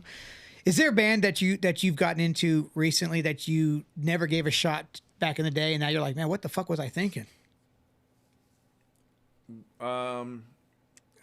I mean, you do have you're like me and Slaughter. You have an eclectic musical taste. So I used to work at a place in the mall called the Record Bar. Oh, rest in peace, Record Bar. We were the big rivals of the Sound Shop, although we didn't sell concert tickets. And then later became Blockbuster Music, and they bought us out. Yeah. So you worked there with Sean McFadden and all them Chris fuckers? C, Sean McFadden. We used to clean that place Ben out. Kennedy, Joy Richardson. Let's see who else worked there when I was there. How much music? Michelle Fleming. Oh, yeah? Yeah, she was the assistant manager and later became our manager. She went to CHS. Let me ask you a question. How much music did you get from there? Okay, so I mean, they might have just fell in the box that you were taking out the trash in. other than promos, Okay. nothing I didn't pay for. Okay. Because now, even though in video games I was typically gravitate toward the thief type character, in real life, no. I used to work at, remember Real Collections in the mall? There was a video store oh, yeah, you were here still then. Real Collections, they sold VHS cassettes in there in the 80s. I mean, sorry, the 90s. It was next to Babbage's, which was the game store in the mall. Yes. I worked at both of those places. But Yeah. now, Real Collections. That was by the entry, right? The main entrance? No. No, that was later. Babbage's moved to the front of the mall later. This was in the late... This was in like 96, 97 era, because that's when I started working at the Carmike in the mall too. But I got a lot of video cassette tapes from that place. I regret. No, I don't. I guess I did.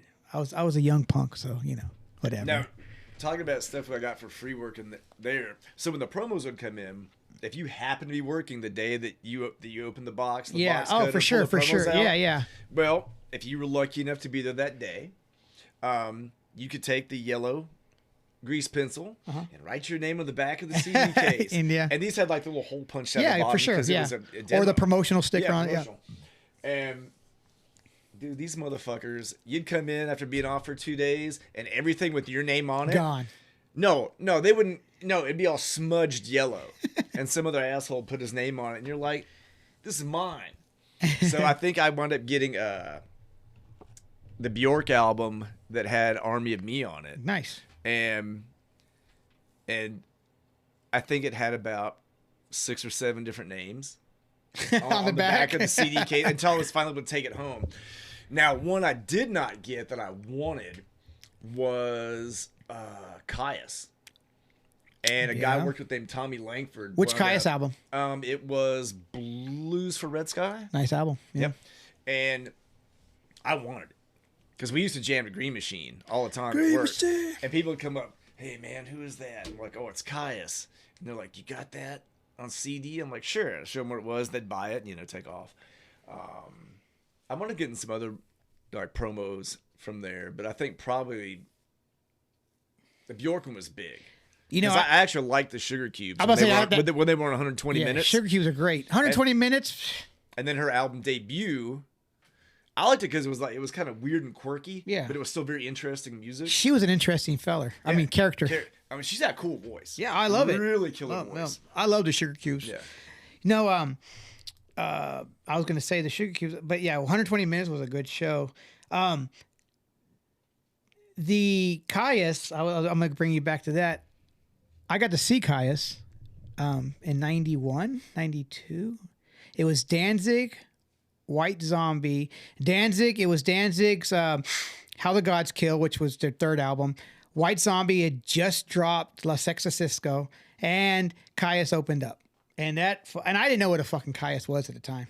Yeah. But I saw them, I was like, fuck yeah. And I went and bought their fucking that album. And what's the first song on that album? Something song. I got big. I have the cassette right here. Here it is, right here. Well, you got yourself alphabetized. Oh, for sure, That's why it's dude. easy for you to find it. I'm very organized. Thumb. Thumb. But this album, yeah, it's a great fucking band, dude. And then who would have known that he would go off and start another band called Queens of the Stone Age, which another great band, you know. Okay, you talk about albums that you slept on. Yep. So Sleep's debut in 93, because there were all kinds of people that were like buying that, and they were like, what were you into during that 93? Besides, like, were you into what was popular too, though?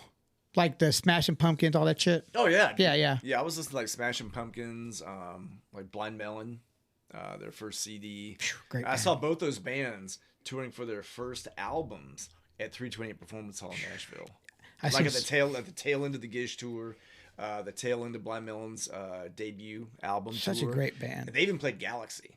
And they said this is a song that's going to be on our brand new album. It's called Galaxy. They didn't do like the intro. They just kicked straight into it.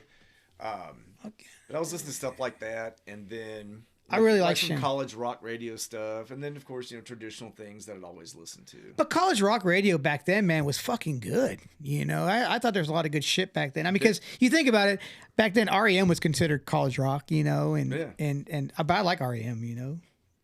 But now I've gone back and checked on some stuff that I didn't sleep on. I slept on back in the day. But so you said Sleep was one of them. That Sleep album was one I slept on.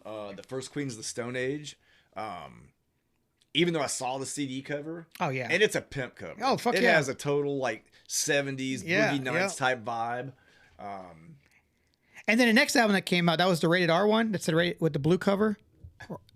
I do think Radar R was the next one, which has a song that I jam to a lot. Yeah, I need to start listening to more of them. I haven't really jammed a lot of their stuff besides the first record, but I need to go back and listen to it. Now, a lot of the Queens of the Stone Age stuff. Now, most people will tell you that Songs for the Deaf is their most consistent album ever, from start to finish. That's their most popular album, right? It is. Yeah. Well, Dave Grohl played drums too. And that's still... was he credited as a drummer on that album? Yeah. Yeah, he pretty much apparently holed up and worked on his drum chops for a long time. Before which Foo Fighters album came out, or which Foo Fighters album was out around that time? Because the first album came out in 94. Yep. And then...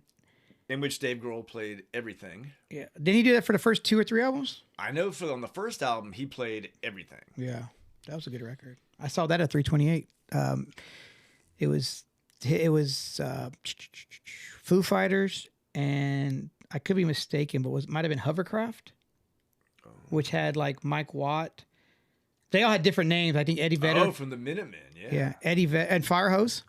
Firehose, yeah. Dude, yeah. Mike Watt was Firehose is a great band. A lot of people don't really know about him, which is crazy. I really like Mike Watt, man. His style is dope. He was another cool bass player. Sonic Youth, you like them? Oh yeah. I got to see Sonic Youth, Screaming Trees, and Tad at the Warfield in San Francisco. That show. That would be a killer gig. Guess who I saw at that show? Some guitar player named Kirk Hammett. Yeah, I was like, eh. What happened was the only reason why we found him. My buddy was there. He had a seizure in the middle of the fucking pit, so they drag him out and get him water. He comes back, whatever. Kirk Hammett's the one who gave my buddy water, and he's getting back to himself, and he's like, "Who the fuck is that?" And everyone's like, "It's Kirk Hammett, man. He got you that water there." He's like, "Fuck Kirk Hammett." And I was like, "What the fuck?" But he was like, he wasn't into Metallica or anything. Like he was like into like, Firehose and Sonic Youth and those kind of bands and stuff shit. A little more like a like a dirty punk vibe. More, yeah.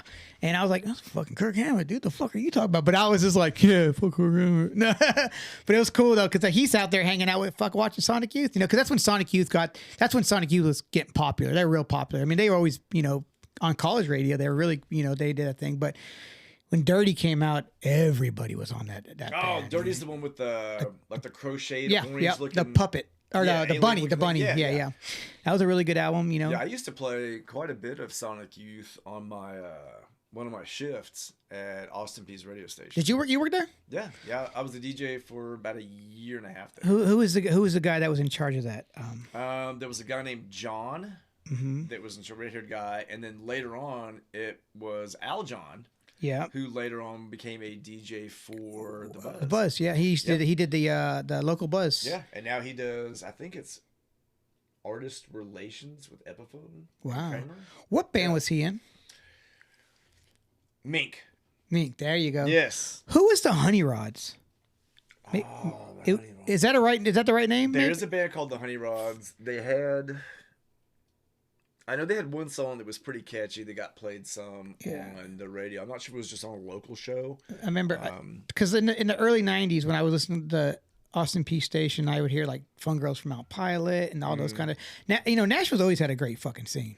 Buzzkill. Remember Buzzkill? They were really good. Yeah, Buzzkill. See, I didn't realize. I thought FUC because I didn't know anything about the band. I knew of them afterwards, but I didn't realize FUCT was before Buzzkill. Yeah, or no? Those are they bands? I think because Brooke sang in both bands, correct? I know that. Now Clay was the singer for FUCT. Okay. And then I know Buzzkill was playing at the Warehouse when they did those all ages shows on Sundays. Because I remember a couple of the guys would come out to the record bar and hang out, would have like that maroon shirt. I have the white Buzzkill I have it downstairs. Logo. Yeah, it's upside down. It says Buzzkill. Yeah, and I was like, what's that? And they're like, oh, it's this band that played at the Warehouse. Actually, I got that shirt from a guy you might know. His name is Jason Payne. Oh yeah. He's like, this don't fit me no more. You could have it. I'm like, fuck yeah. And I'm never gonna get rid of that shirt. Free shirt. I'm on. Yep. I'm on it. And some guy in that band went on to do some big things. He had a famous dad. I don't know. Maybe his name was Hank 3. Whoa, was he in that band? Yeah, he didn't go by Hank 3 though. He went by his real name, which was Shelton. Dude, I did not know he was in Buzzkill. Hank 3 was a drummer for Buzzkill. I thought he just magically appeared and played in Superjoint. Nah, yeah, he was a local boy down there. And I watched a video a few years back. He's a huge punk head, obviously, but he was showing all his cool records and shit from back in the day and stuff. I love his solo stuff. Oh, fuck yeah. Because it's so much, it's almost like you take the punk vibe of the Stray Cats and you mix it with old school outlaw country. Back when it was cool to be a drunk and get arrested. Oh, yeah, country yeah. Music singer. Now it's like, apparently it's frowned upon now. What do you say? I'm going to put the cunt back in country? Yeah. And like the lyrics are like really dark and he sings about drugs and all kinds of like weird like topics that most people would be like, he's an odd fella. Like mortified. Yep. If they anticipated listening to some quality country throwback music, and then you get Hank 3's lyrics. So, yeah, he's great. Yeah, he had a band too, Ass Jack, which was basically what Hank 3 didn't do. He did an Ass Jack, and I can't remember who. Somebody popular was an Ass Jack, but now his kid is doing music, and he's like in his early 20s, and he's doing similar shit that his dad's doing, which, but yeah, I used to hear back in the day, after he was in Superjoint, that you would be able, there was a bar outside of Opry Mills, or Opry Land Hotel, that some little, country bar that you would be able to catch him like on a Wednesday or Tuesday night. But it was only those 2 nights. One of those, he would just show up randomly and just do a set. And that was pretty cool. Now, there is a place over by, the Opryland Hotel. So when you're pulling off the exit and you can see Opryland Hotel on your left. Yeah. On the right hand side, there's like a little shopping center. There's like a vintage clothing store that's got all like a grip of like really cool like vintage style clothes. Okay.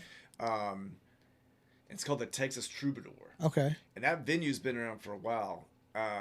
Was the place you saw him play like pretty big inside? Or I never got to see. I heard the story, but that makes sense. Probably that's probably what it was. Was it kind of like a divey looking bar or anything? No. Texas Troubadour was actually a pretty decent sized venue. It's still around. Yeah. Like I would love to do a show with heavy bands there, I think it costs, I want to say like 1,500 to get it for the night, and I think that might include the sound person and lights. But so you pay 15 and then whatever makes it a door is you? Yeah. So as long as you break even, fuck, it's all that matters. No, I don't think they're going to come off a percentage of the bar. No, but, fuck but no. You might be able to keep, whatever you make over 15. But then again, I mean, hell, we had like 5 original bands throw in to do a show at 320 Performance Hall, and we easily had like, I had looking that back on it, I'm thinking, oh, there's probably 1,000 people there. But in reality, I think it may have been closer to like 700 or 800. Yeah. But you get 5 local bands, minimal no radio play, no radio advertising. You're basically doing the 4-page flyers. It's word of mouth. Everybody's hustling. You have 5 local bands that put as many people or more than a lot of national acts would get coming to that venue. So the idea that we could pull something off like that at like the Texas Troubadour really isn't out of the realm of possibility. Although you face a lot more competition for your entertainment dollars now. Yeah. Than bands had to deal with from people that might come see and play, like let's say back in late 90s, early 2000s.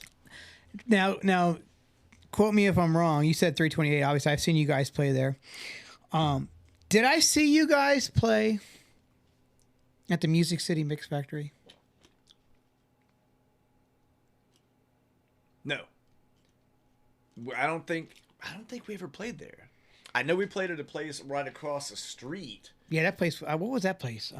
It was kind of a dive. I don't even know if they served beer. I swore I saw you guys at the Music City Then we Mix played Factory. at the 8th Day, and then we played at a place called the Bazaar, which later became the 8th Day. Kip Gilkey? Yeah. Okay, so at the Bazaar, he had made this. I know we're getting off. And topic. you want to we're getting off topic, but real there's quick. a lot. There's a lot But you know to why? discuss. You know why that Bazaar? That Bazaar was owned by the same guy who owned the Bazaar in Clarksville in the mall. Really? Yeah, the Indian dude. He opened it, but So I gotta tell you this. Yeah, so, you're good. Go ahead. Kip made like this optical illusion, like hallway, that when you stand here, it looks like it goes back really far. And so people that knew what was going to happen would say, "Yeah, just run down there." And he had designed it. It was black and white, and he had designed it so that it diagonally came almost like to a point at the back side of it, and you ran out of room. But if you just glanced at it, you would think it was far deeper than it was. So when you were because I'm sure then the structure of the building didn't change too much when it became the 8th Day and when it became Blue Sky Court. So when you walk in that front door, was it that hallway straight ahead in the back? I think you first came in, went off to the left. Yeah. And it was like, but they had it kind of like illuminated and lit up. Yeah, with yeah. black lights and stuff. Yeah. Yeah. That's pretty crazy. So hold on, you said Blue Sky Court. Yeah. So did the Blue Sky Court take over the 8th Day building at some point? Yeah. So used to Blue Sky Court was on the other side of 328. Yeah. And it was a smaller venue. And one of my old bands, Sway Tattoo, had played there like in the early 90s. Wow. Yeah. So I guess it shut down, and I guess they reopened as Blue Sky Court after the 8th Day. Yeah, the Blue Sky Court was really cool, man. I mean, I've seen a lot of cool shows there. You guys never. So Lowboy, and then I want to get off. I'll get off Lowboy, and then we'll start talking about what I really want. Not what I really want to talk about, but one thing I want to talk about. You guys didn't get to play like the Muse, and you guys didn't get to play like Exit. You guys didn't play the End. We played the Exit In, but not the End. 328. No, we played the Cannery. We played 8th Day. We played 328. We played the IndieNet. We played 527 Main Street in Murfreesboro. Yeah, that was a good. Which I love that venue. That was a great venue. Loved it. I actually played there with 2 different bands over the years, and then we played the Borough, and there was some other dive bar in Murfreesboro that we played. Oh, we played the Springwater. I'm about to say. That's what I'm about to. Did you guys play Springwater? I never played Springwater. You got to? Did you play there? Did you play there? Yeah, Nero Vatra played there, right? Yeah, Nirvatra. I played Springwater with Nirvatra and in the past with Lowboy. No. All right. So one of the things I wanted to talk to you about was the Faith No More cover band, Ooh. which was fucking phenomenal. And if you guys out there didn't get to see that, you guys missed. There's a lot to go on with this because I know the members had changed over the time. Did the members change out before you guys finalized it? Because what I heard real quick, and then you could just say yes or no because I don't want. Was Nathan Ellis supposed to be in that project? He was at our first rehearsal Okay. at a rehearsal facility in Nashville. Okay. So how did that come about? So Tyler had this idea. Bloomfeld, guitar player for Sub Method. Community Spoons, Sub Method.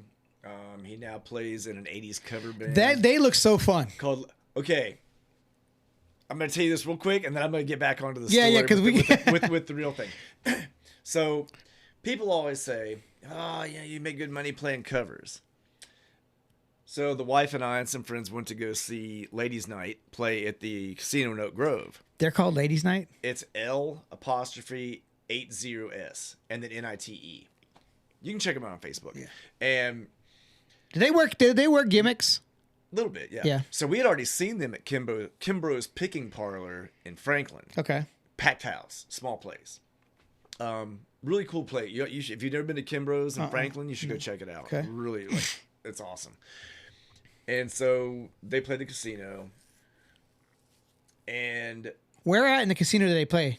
the main stage behind the bar Okay. So is that on top of a bar? is behind the bar. That's interesting. And it is, they actually did a pretty good job with the sound in there. Of course, no cover. And we weren't there gambling. We just had a couple of drinks. Yeah. And I'm talking to Tyler on their break.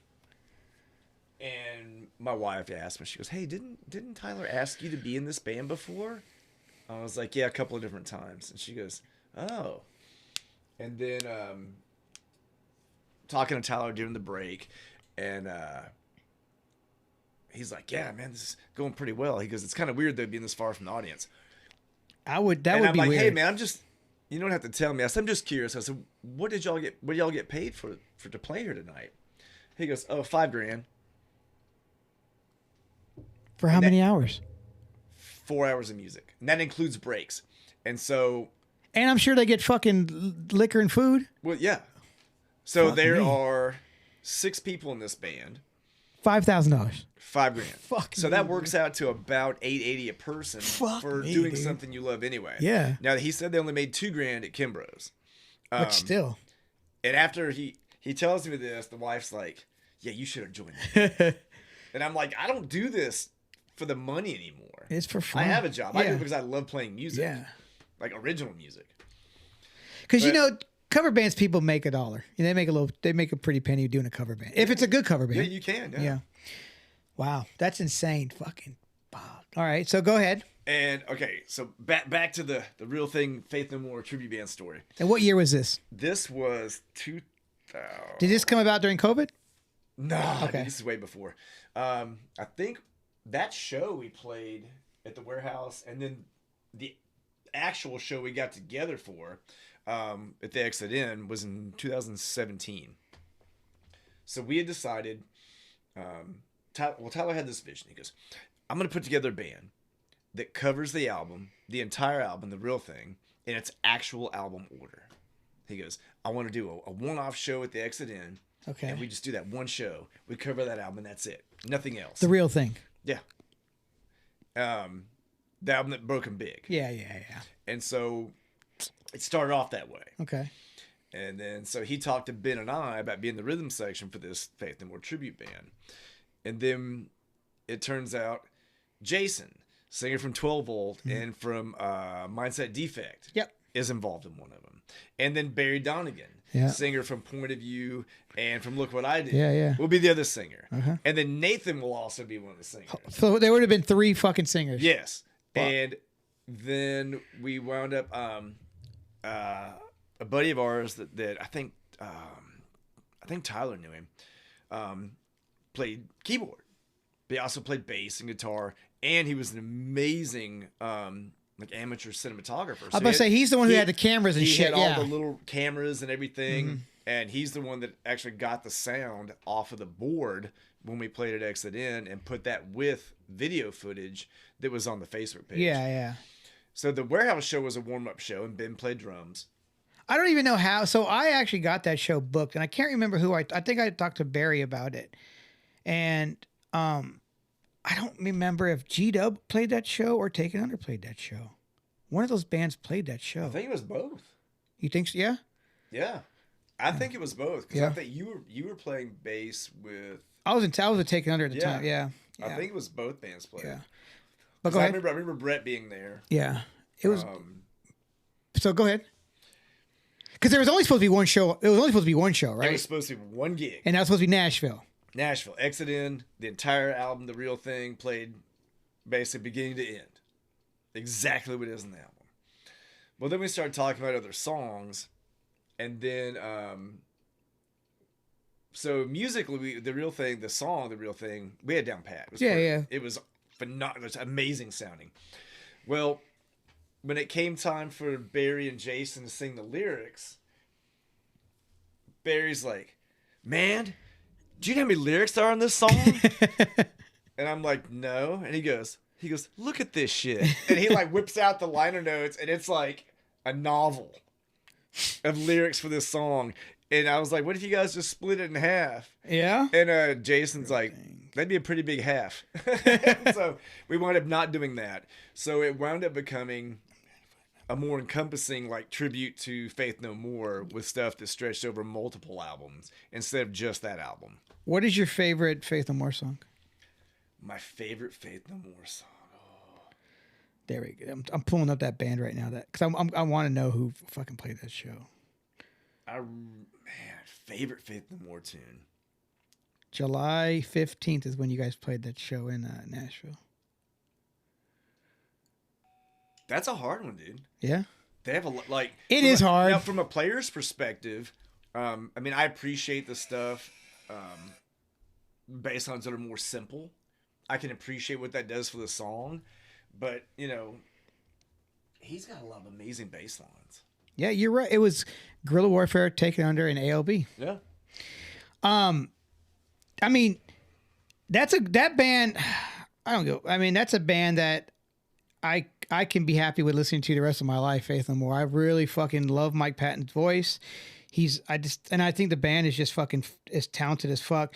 Of course, my favorite fucking is RV and Small Victory are two of my favorite songs. That's my favorite fucking record, Angel Dust, because on that record, to me, it felt like that's the album that Mike Patton was able to be Mike Patton. When he joined Faith No More for Real Thing, he had a small period of time to get that album recorded. I think they had a week.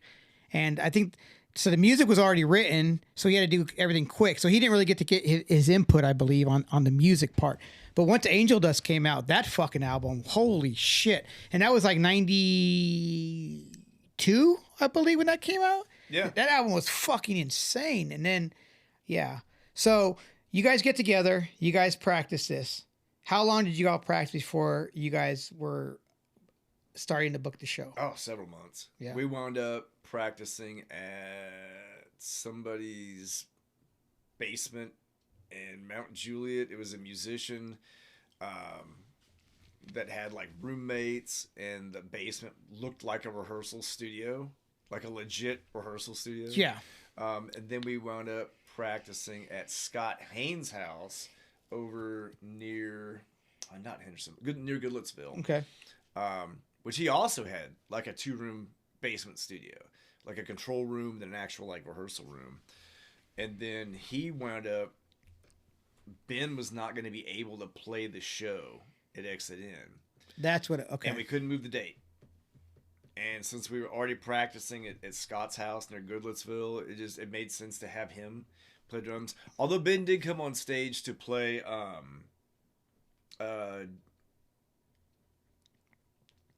Get Out. He played the Warehouse show, yeah. He did play the Warehouse show. So at least he got to do a show with you guys with that. After putting all that work in, you know, he got to at least play a show. Yeah, I mean, the Exit In show went really, really well. Yeah. But Did you guys play with another cover band that night too? We did. Silver Gun Superman, and they are a STP tribute. Oh, okay. Yeah. How were they? Pretty believable. Yeah. Although their singer was really, really tall. So if you were blind, you would think you were listening to STP? Maybe. Yeah. I don't know. But A lot of people, if they couldn't see, they would think they were listening to STP. Like if you were far enough back, but somebody that really listens to like multi-layers of tracks and nuances and stuff, no, you wouldn't think so. Were they strictly just STP? Yep. Okay. I know there's a few different cover bands around. I know there's a Rage Against the Machine one that's out there. I think they just added extra E to their name, which I don't know how they get it. I guess it's not the same name. So you guys did the warehouse show, and how'd that go for you? It was cool. Yeah. We only did like a certain scope of the Faith No More songs that night. I don't think we played Easy that night. We did not play. Who sang Easy? Barry and Jason. They traded off really well. Oh yeah, when I watch them, they complement each other really fucking well. Like if they did a band together, it would be pretty fucking good. Well, which is cool because you know, when you have two really good frontmen from other bands all of a sudden coming together and they're having to like share these parts when they're used to being like the guy that's Trust singing. me, it is hard to share vocals. Yeah. Not as a bad thing. Not that because I've had to do it before, and I didn't mind doing it, but it could be difficult, especially like when you like I joined G-Dub, and nothing but love for those guys because I've been in and out of that band over the long span of their. I started as one of the original bass players when they first started, but I joined the band and I started playing the bass again the second time. And I didn't want to play bass anymore. And they're like, well, how about you do vocals? And I was like, all right. But then it's hard for that vocalist. Now he has to get rid of half his lyrics and give them to me, you know. And I bet you it's like when they're doing it, but they complement each other. I'm sure they did. And they did a great job doing it, man. Like they. Well, and they're both musicians that would list Mike Patton as a huge influence. Oh, for sure. And so if you're getting to sing Mike Patton's song or Faith No More songs of Mike Patton, you're getting to sing his vocal parts, his lyrics. It's not such a big deal to share that spotlight with another singer. Hell no. But now, if it was an original band, I don't know if things would have worked out that well. So I can definitely tell for Barry. Barry, I can tell Patton's a huge influence on his musical style. What's the singer from 12 Volt? Jason, and him too. Because when I saw him with Mindset, and I didn't realize at the time that he was 12 Volt until after the show somebody told me. But I can definitely tell he has definitely a huge influence. Actually, I always think he looked like not then, but now I think he looks like the guy from Disturbed. But he's a great vocalist too, you know. And then we'll bring Nathan in real quick. Nathan, you could tell Nathan is a huge Patton influence, you know. Even his antics on stage, he's a great front man, you know. But back to the tribute band. So you guys didn't do Easy and da. How much of a set did you guys have? So we did a very, very pulled back set. Yeah, because you guys are still warming up. We kept everything more along the lines of like they would fit in with the bands we were playing with. And the sad thing is, it wasn't a great turnout, but it was what it was. Because I believe it was probably was like a Thursday night or something. I don't believe it was a weekend. You know. But then again, I'd rather go see a great show. Yeah. Oh yeah, for sure. You know, a few people in the audience, as opposed to go somewhere that's a packed house. And it sucks. Oh yeah, for sure. And you're standing there going, this really sucks. And then a whole bunch of people are acting like it's the greatest thing they've ever seen. I'm glad that I was able to see the cover band because I thought it was phenomenal. I was so stoked to be part of that, you know. Now the Exit In show that we did where we were the headliner. That was sold out, right? No. No, okay. No, I heard that. We had about 200 people at that show. Okay. Which really bucket. You play a show with 200 people? That's honestly, the Exit In... The Exit In is not a giant venue. No. Great venue, but not a giant venue. So about 200 in there, saw the show. And we did 19 songs. Oh, that's a fucking full we did the cover, we did War Pigs, we did their cover of the Bee Gees song, I Started a Joke. Yeah. We did their cover of The Commodore Was Easy. Did you lynch the landlord? No. We did, you know, the popular songs you expect. We did Get Out. We did The Gentle Art of Making Enemies. which is a great song. We did. Let's see. What did you guys open with? We opened with.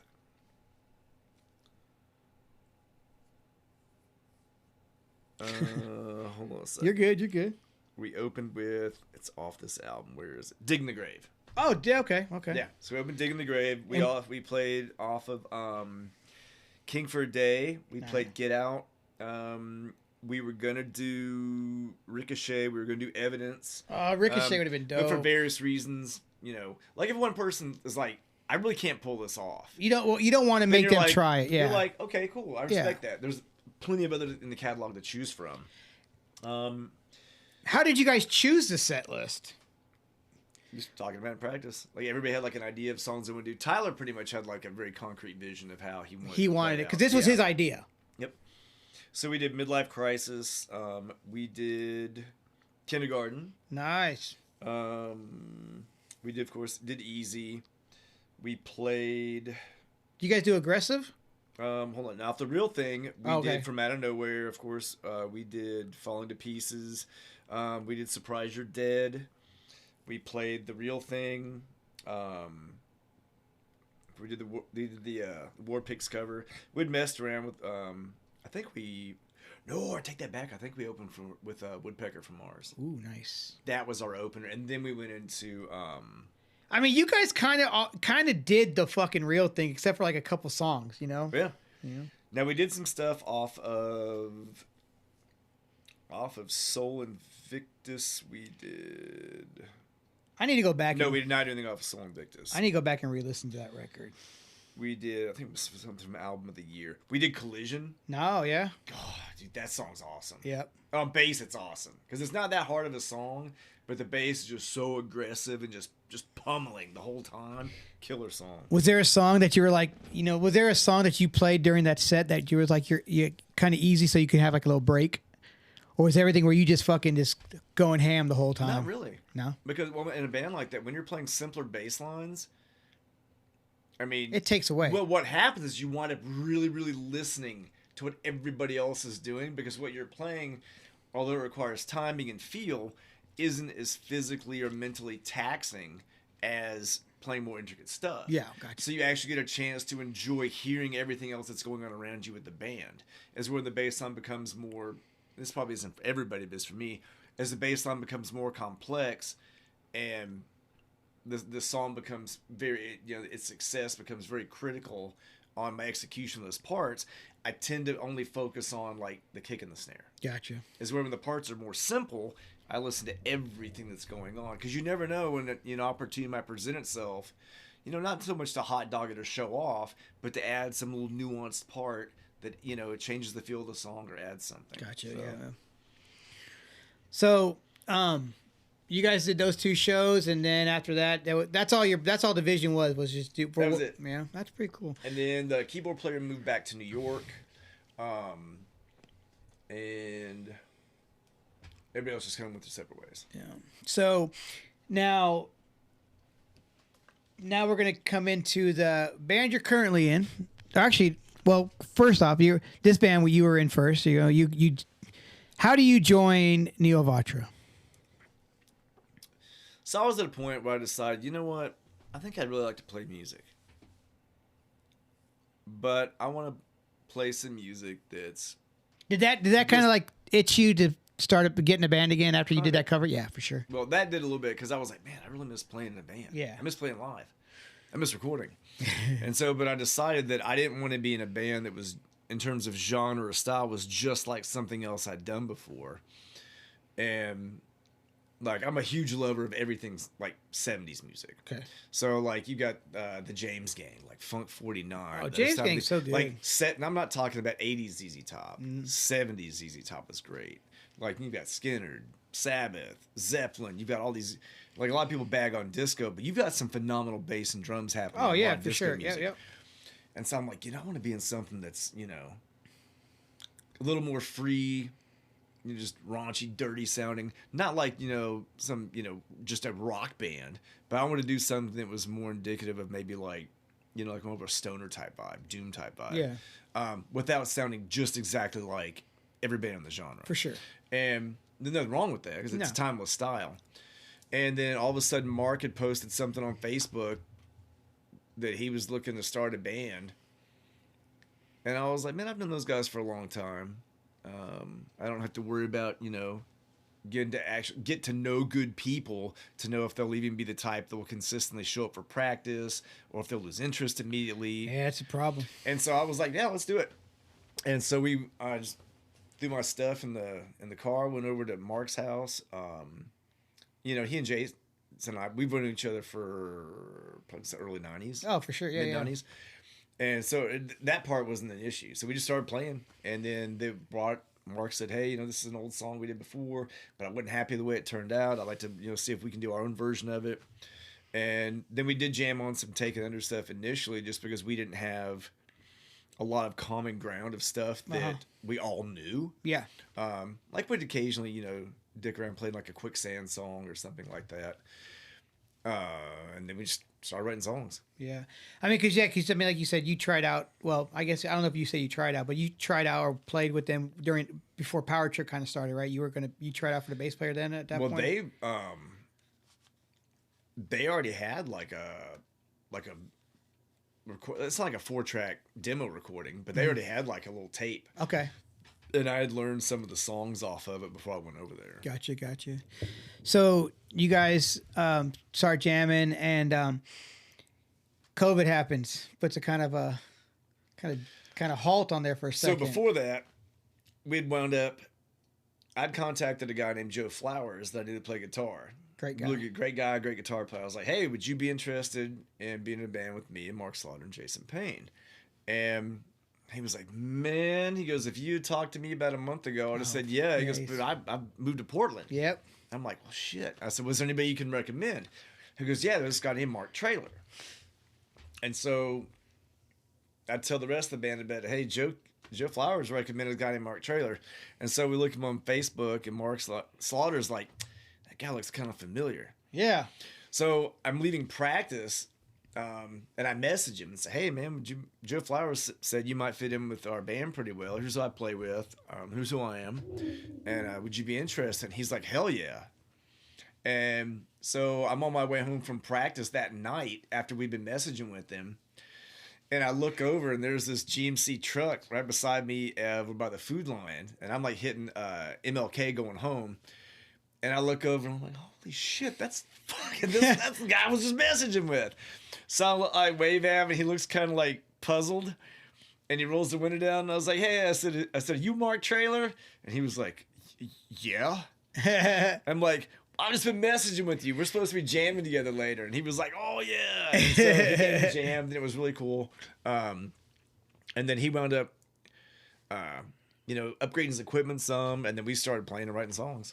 He's a fucking great guy, man. Great dude. And it's funny because, like, I didn't realize who he was until he was with you guys. I didn't know that when I knew him the first time, he was a little bigger, and he was dating Lex from FSN. And he had braids. Yeah.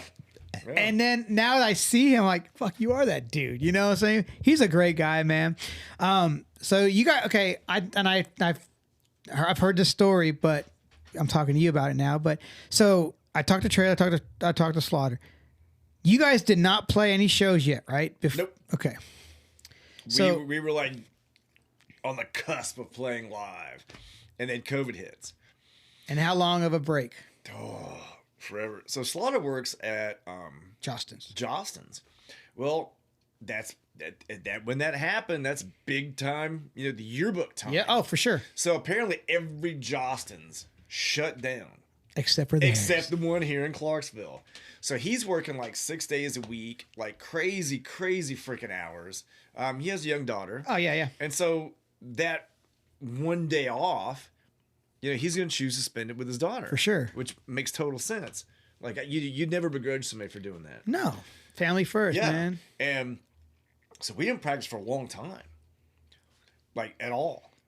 And then all of a sudden, Traylor tells me he recorded a song with Edison at Mighty Mass Studios. And I listened to it, and I'm like, that's actually pretty good. Who played on that? I think Edison Mark. Yeah. I think that was it. Now there was a lot of polish, a lot of studio polish on it. Great recording, solid tune. For for it being Trailer's first time as like a lead singer recording, really good representation. Like a lot of times when people first start off being a lead singer, they might have an equal amount of shaky and great moments. Yeah. And as you become more experienced, you learn more about your voice, and you have more great moments than anything else. And then that's how Modern Primate started. I told Slaughter this, and I'm sure you heard it, but I think that with him starting Primate, it kind of opened him up a little more. And when he came back, when Neo Vatra got back together, he was like gung ho, ready to go, because Neo Vatra hadn't been playing, but Modern Primate started playing already. Yeah, they'd already started playing live. Oh, so he had that stage feel, and he's like, "Fuck, I like this is it." And then when Neo Vatra started playing, he was already loose on stage, and he was good. I really enjoy the Primate stuff. But real quick with Neo Vatra, so you guys it's been 5 years? Yeah. 6 years, 5 years? And he was in the band for how long of that? Just till a couple months ago, right? Yeah. So his last show with us was when we played the Tour de Ville over at Oddly something. something. Yeah, next to Rebel House. Yeah. Yeah. So yeah, I remember watching I don't think the first Neo Vatra show was not in Clarksville, right? Was that First Neo Vatra show was it Springwater? Springwater, yeah. With the band that Jason Henderson was on drums. And he had it was for him, Pete. The guy. Dude, I want to say Grave Huffer. No, Grave Next Door. Oh wait, was no. on that bill with us. And Kelly booked that show. Yes, she did. Garcia. Yeah. Yeah. I know Grave Next Door was on that bill. There was another band that had something to do with Wolf, and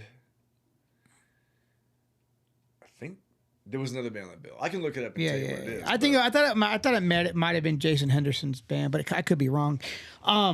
So that show, yeah. I mean, you guys play your first Nashville show, which is cool to not be a Clarksville show as your first show, because that's, you're out of your comfort zone at that point, But when I remember watching the first Neo Vatra show, I was fucking like, I was like fucking geeked out.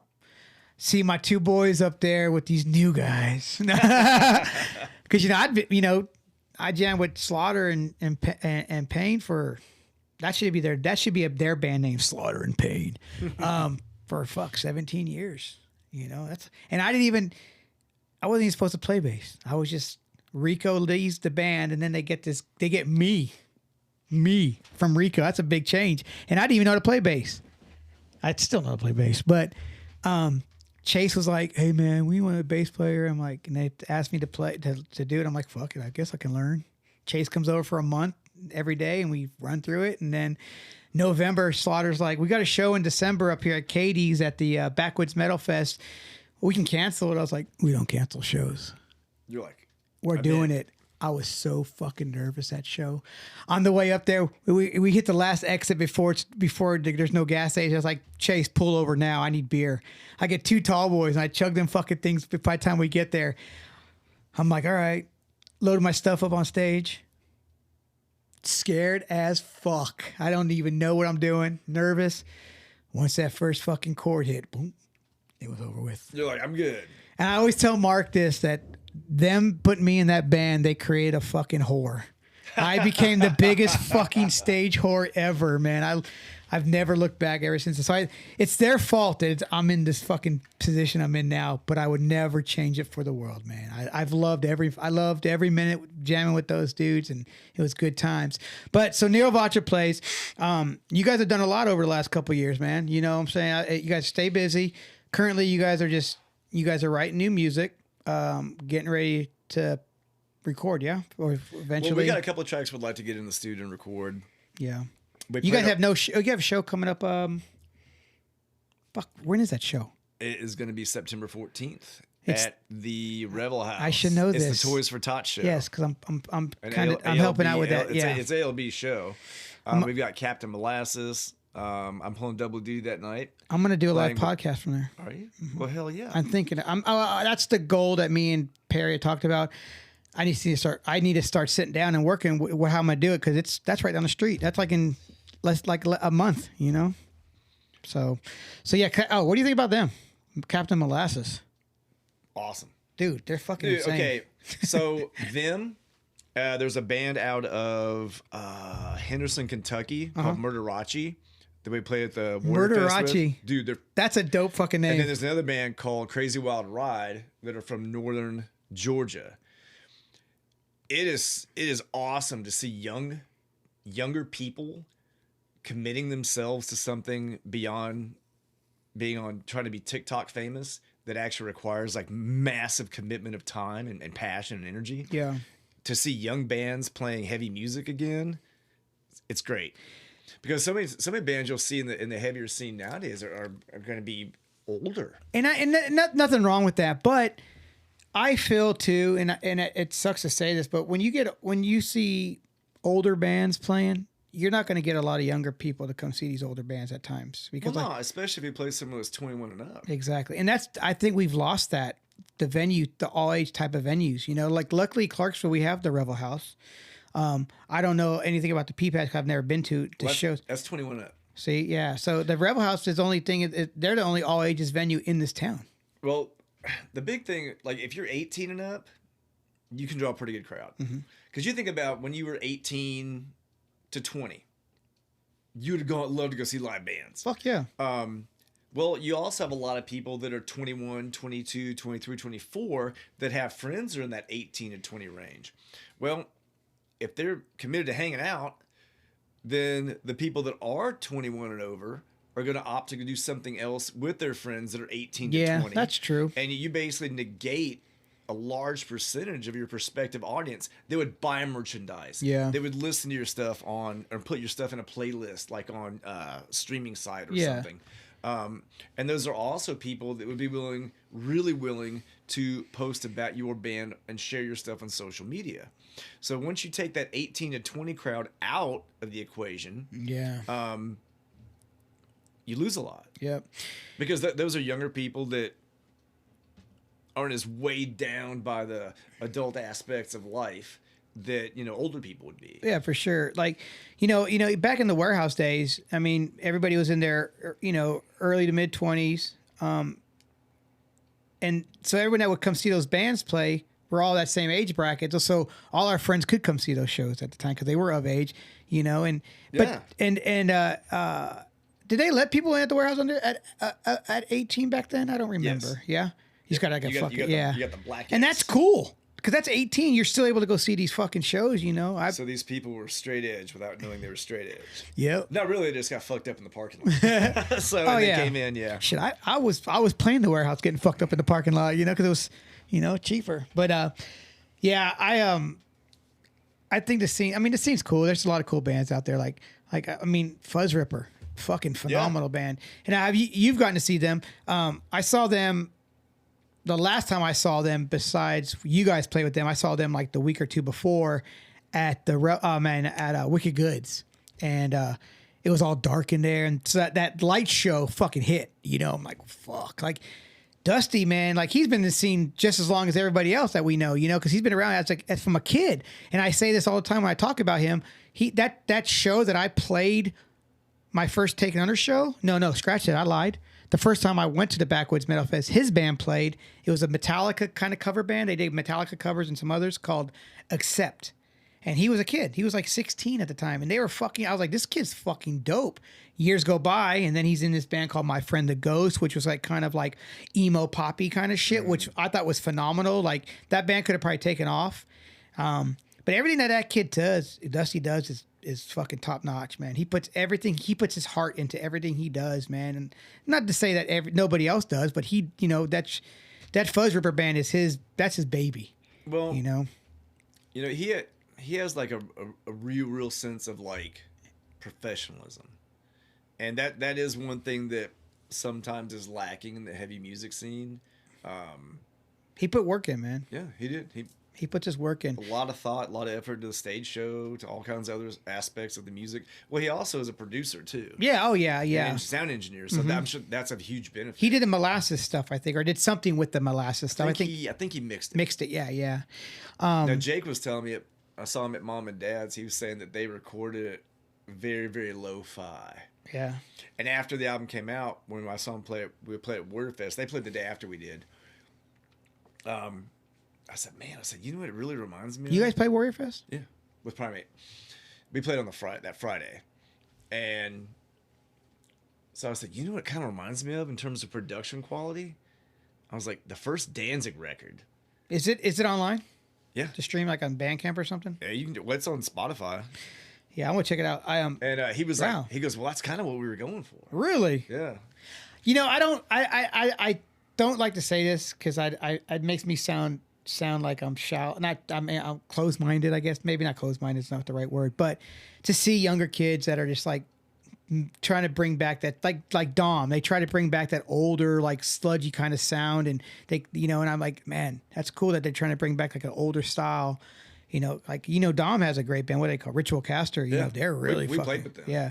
You were at that show. Yeah. Ritual Caster's Captain Molasses, Fuzz Ripper, and you guys. But yeah, I like a lot. I like Captain Molasses. When I first heard them, I was like, "Fuck, this shit's dope!" Like it was just something I needed, and that's something new. It's a new sound that Clarksville has. Talk about Mom and Dad's. I've known Lloyd fucking since he was a junior in high school. Really? Yeah, I've known him for a long time. He was in a bunch of bands back then. He was always a talented fucking guy. Yeah. He's always been talented. And then of course his band that's amazing, fucking Possum Holler. Have you heard them? I got to see them. Fuck you. I think it was 2011, 2012. Wow, where at? So it was at the Coup when they were at the location that used to be Hutchinson Williams Music. Over on Crossland. The OG. Well, this is where they had the basement. Yeah, that was the first location. Oh, it was? Yeah, they've had 3. Okay, so that one they played. How did I miss that? And I think Lloyd was playing. I want to say an orange hollow body Gretsch. Sounds about right. And I think he had this is where I get nerdy with musical gear. He played, I think it was a Jet City, black, purple, and white tube head with the matching cabinet. Their bass player at the time was playing I want to say it was a full scale. It may have been an Epiphone or a Gibson, but the EB3 that has the big Mudbucker pickup and the small on the bridge. And then he played through one of the first generations of the orange tear bass heads. Really? Yeah, because I pay attention to that kind of stuff. I know. So, and it was their drummer was just. Yeah, he was my Uber driver. He's like technically phenomenal, great fucking feel, but so freaking loose. Yeah. Like it just flows. He's not like mechanical at all. Very fluid, smooth. He's drummer. a good drummer. It's funny because like one day I was in an Uber going to work when I worked downtown, and we just started talking about music, and he brings up Lloyd. I was like, oh yeah, Lloyd's in a band. Yeah, Possum Holler. He goes, yeah, I'm the drummer. I was like, what? I was like, oh yeah, you are. He goes, yeah, Russ, I know who you are. And I was like, I mean, yeah, my name's on the. No, he goes, no, I know who you are. You're like. Nah. But Lloyd's a talented fucking dude, and then he's a nerd too with the fucking thing. Him and Bo worked together down at in Nashville? In Gruins, I think it was. Is that what it was on Gruins. On the Broadway, right? Dude, the original store of Gruins was like a mecca for Clarksville kids that wanted to go somewhere that had like a shitload of instruments and amps. Someone said at one time, and this is probably in the last 10 or so years, or maybe a little later, but they had the Paul Stanley guitar there, the Shattered Glass one. They had one of his there. Ibanez Iceman. Yeah. Is that what it is? Hell yeah, dude. So you need to listen to the podcast with Parson, because his red hollow body he has. Mm-hmm. You know whose guitar that used to be? Paul Stanley. Mick fucking Mars. He has the same guitar, the case. The tag with Mick Mars' name from the tour, he has all that shit from that red hollow body he played was Mick Mars' guitar. Dude, the only story I have like that was the Red Spectre I played for years in Lowboy. belonged to, I'm probably going to screw his name up. I think it was Dave Grusin. He was the touring bassist for the Oak Ridge Boys. That's cool. Because it still had his business card taped to the outside of the case when I bought it. That's funny. Yeah. You still have it? Yeah. It's not in playable shape anymore, but I still have it though. I mean, that's cool. There's no Mick Mars. No. No. You know though, the Mick Mars though, it was from the final tour that Motley Crue did back in like 17 or 16 or something. It's that guitar. But yeah, I was like, oh, you lucky fucker. That's Mick fucking Mars, you know.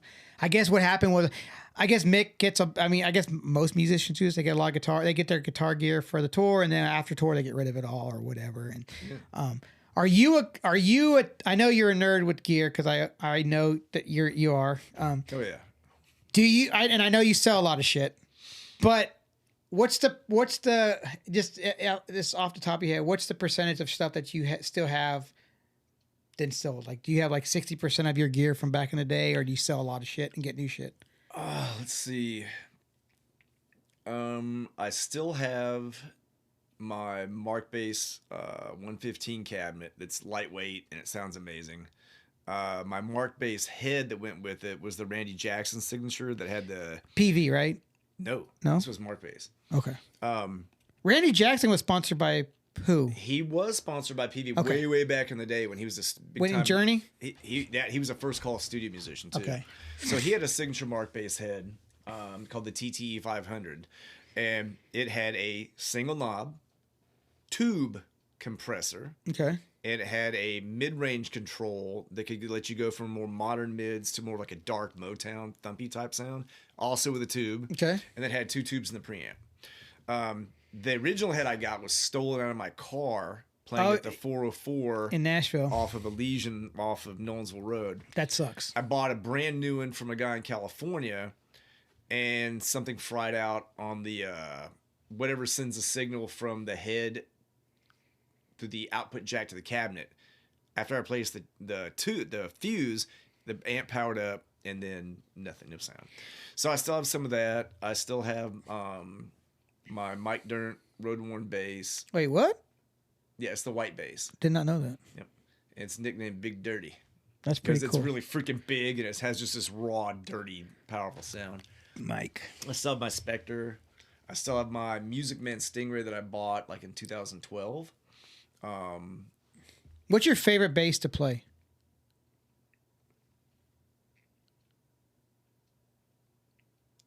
Probably the Stingray. Yeah. Is that what you play in Nero Vatra, or do you switch it up live?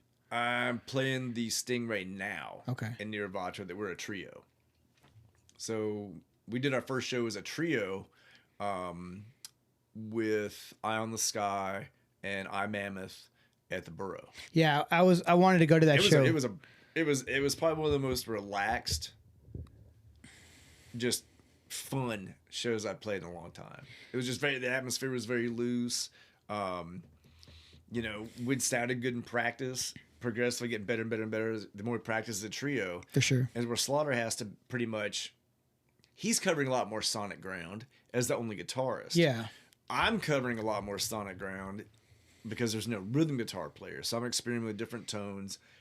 And with the Stingray, I can pretty much get a sound that is a mix of like a P bass, a Rick, and then a Stingray. I got you. Which tonally, if you can kind of hit elements of all three, like the best elements of all three, that's gonna be a pretty damn good sound. Yeah.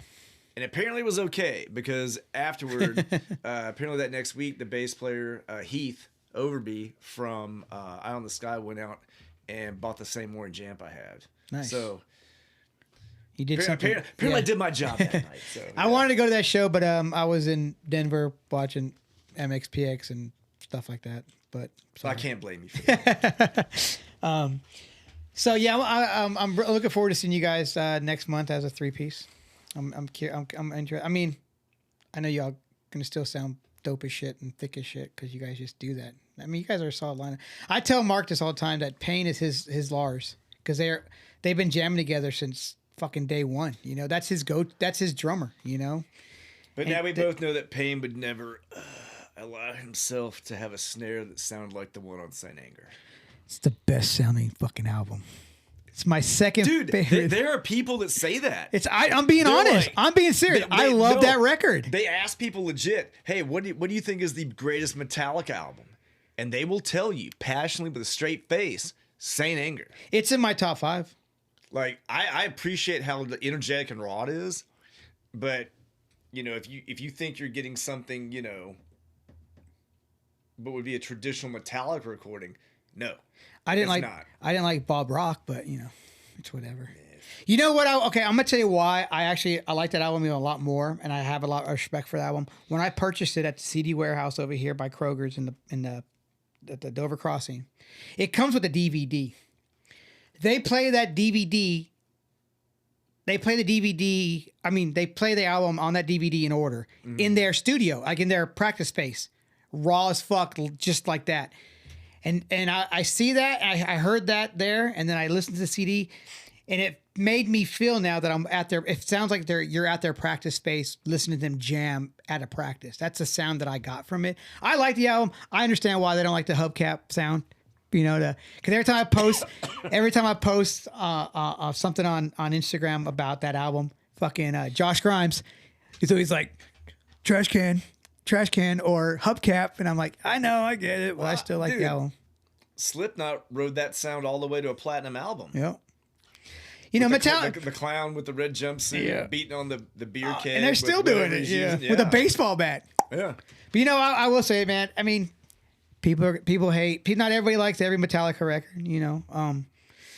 That my fucking least favorite albums from Metallica are the Loads and Reloads. I didn't like the Load and Reload. There's some good songs on there, not great, but it's a good record. Lulu when they did with Lou Reed. The album's great, but there's no vocals to it. But I now over the years I understood why Lulu's a story, and there's all I might get it wrong. I think it's a German story or something, and that Lou Reed really enjoyed, and that's what it's about, and da da da da. But whatever. We've been talking a little bit. I'm gonna ask you some questions. I mean, I'm sure me and you we can go for like 12 hours. I'm sure, but this would be like we can do a lot of shit. I mean,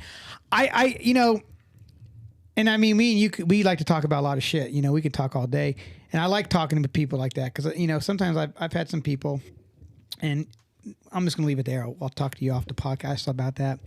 So, what are like? I know you like the Deftones. What's your favorite Deftones record? Oh man, I would have to.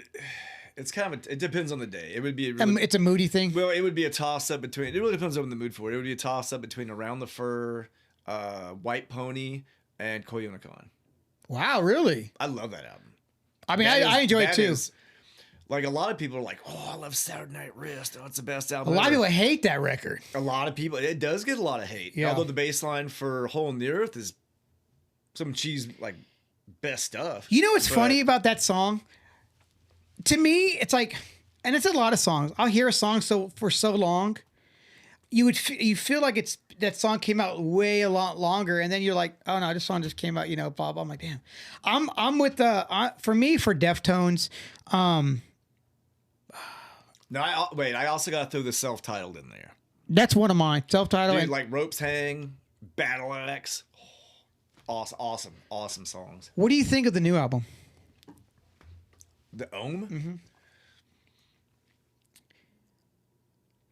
I don't think I've listened to it enough to give it a thing. I have friends that love that album. Yeah. And they think it's absolutely incredible. I think it for a Deftones fan, what it offers you, it ticks a lot of the boxes of what a Deftones fan expects from a Deftones release.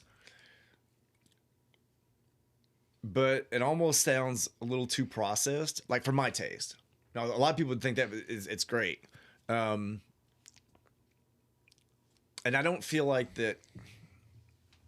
It almost kind of goes into some parts almost like that sleep type territory where certain things are more soundscape. I mean, it's called ohms. Yeah, like soundscape rather than like, highly structured songs. Who's on bass on that? It's not. That is. Oh, that's still. Is it Serge? Yes. Okay. Sergio Vega. Yeah. Also from Quicksand. Quicksand. Yeah. Mine is Self-Titled and Diamond Eyes are probably my top two. Don't get me wrong, White Pony's a great. I mean, they're all great fucking records, but that's why I ask these questions because they are hard questions to pick. Like, oh fuck, especially when you're put on the point. You're like, oh shit. But that transition they made from Adrenaline, where it's obviously a very young band. Mm-hmm. They've been around a long time, but young band, energetic, first album, first major label release. Did you see them on that tour? No, I saw them on Warped Tour with that. I've seen the Deftones live 3 times. Really? Once on White Pony tour where they played with Taproot. It was in Atlanta. Okay. Taproot, Incubus, and Deftones. All right. And then I saw them at Marathon. And then I saw them at the Ryman. Was that the Ryman show was with Code Orange? Who was the opener? It's only an opener in them, right? And it was Code Orange. And I went to that show because I went to that show with Jenna, Jesse, and Kara.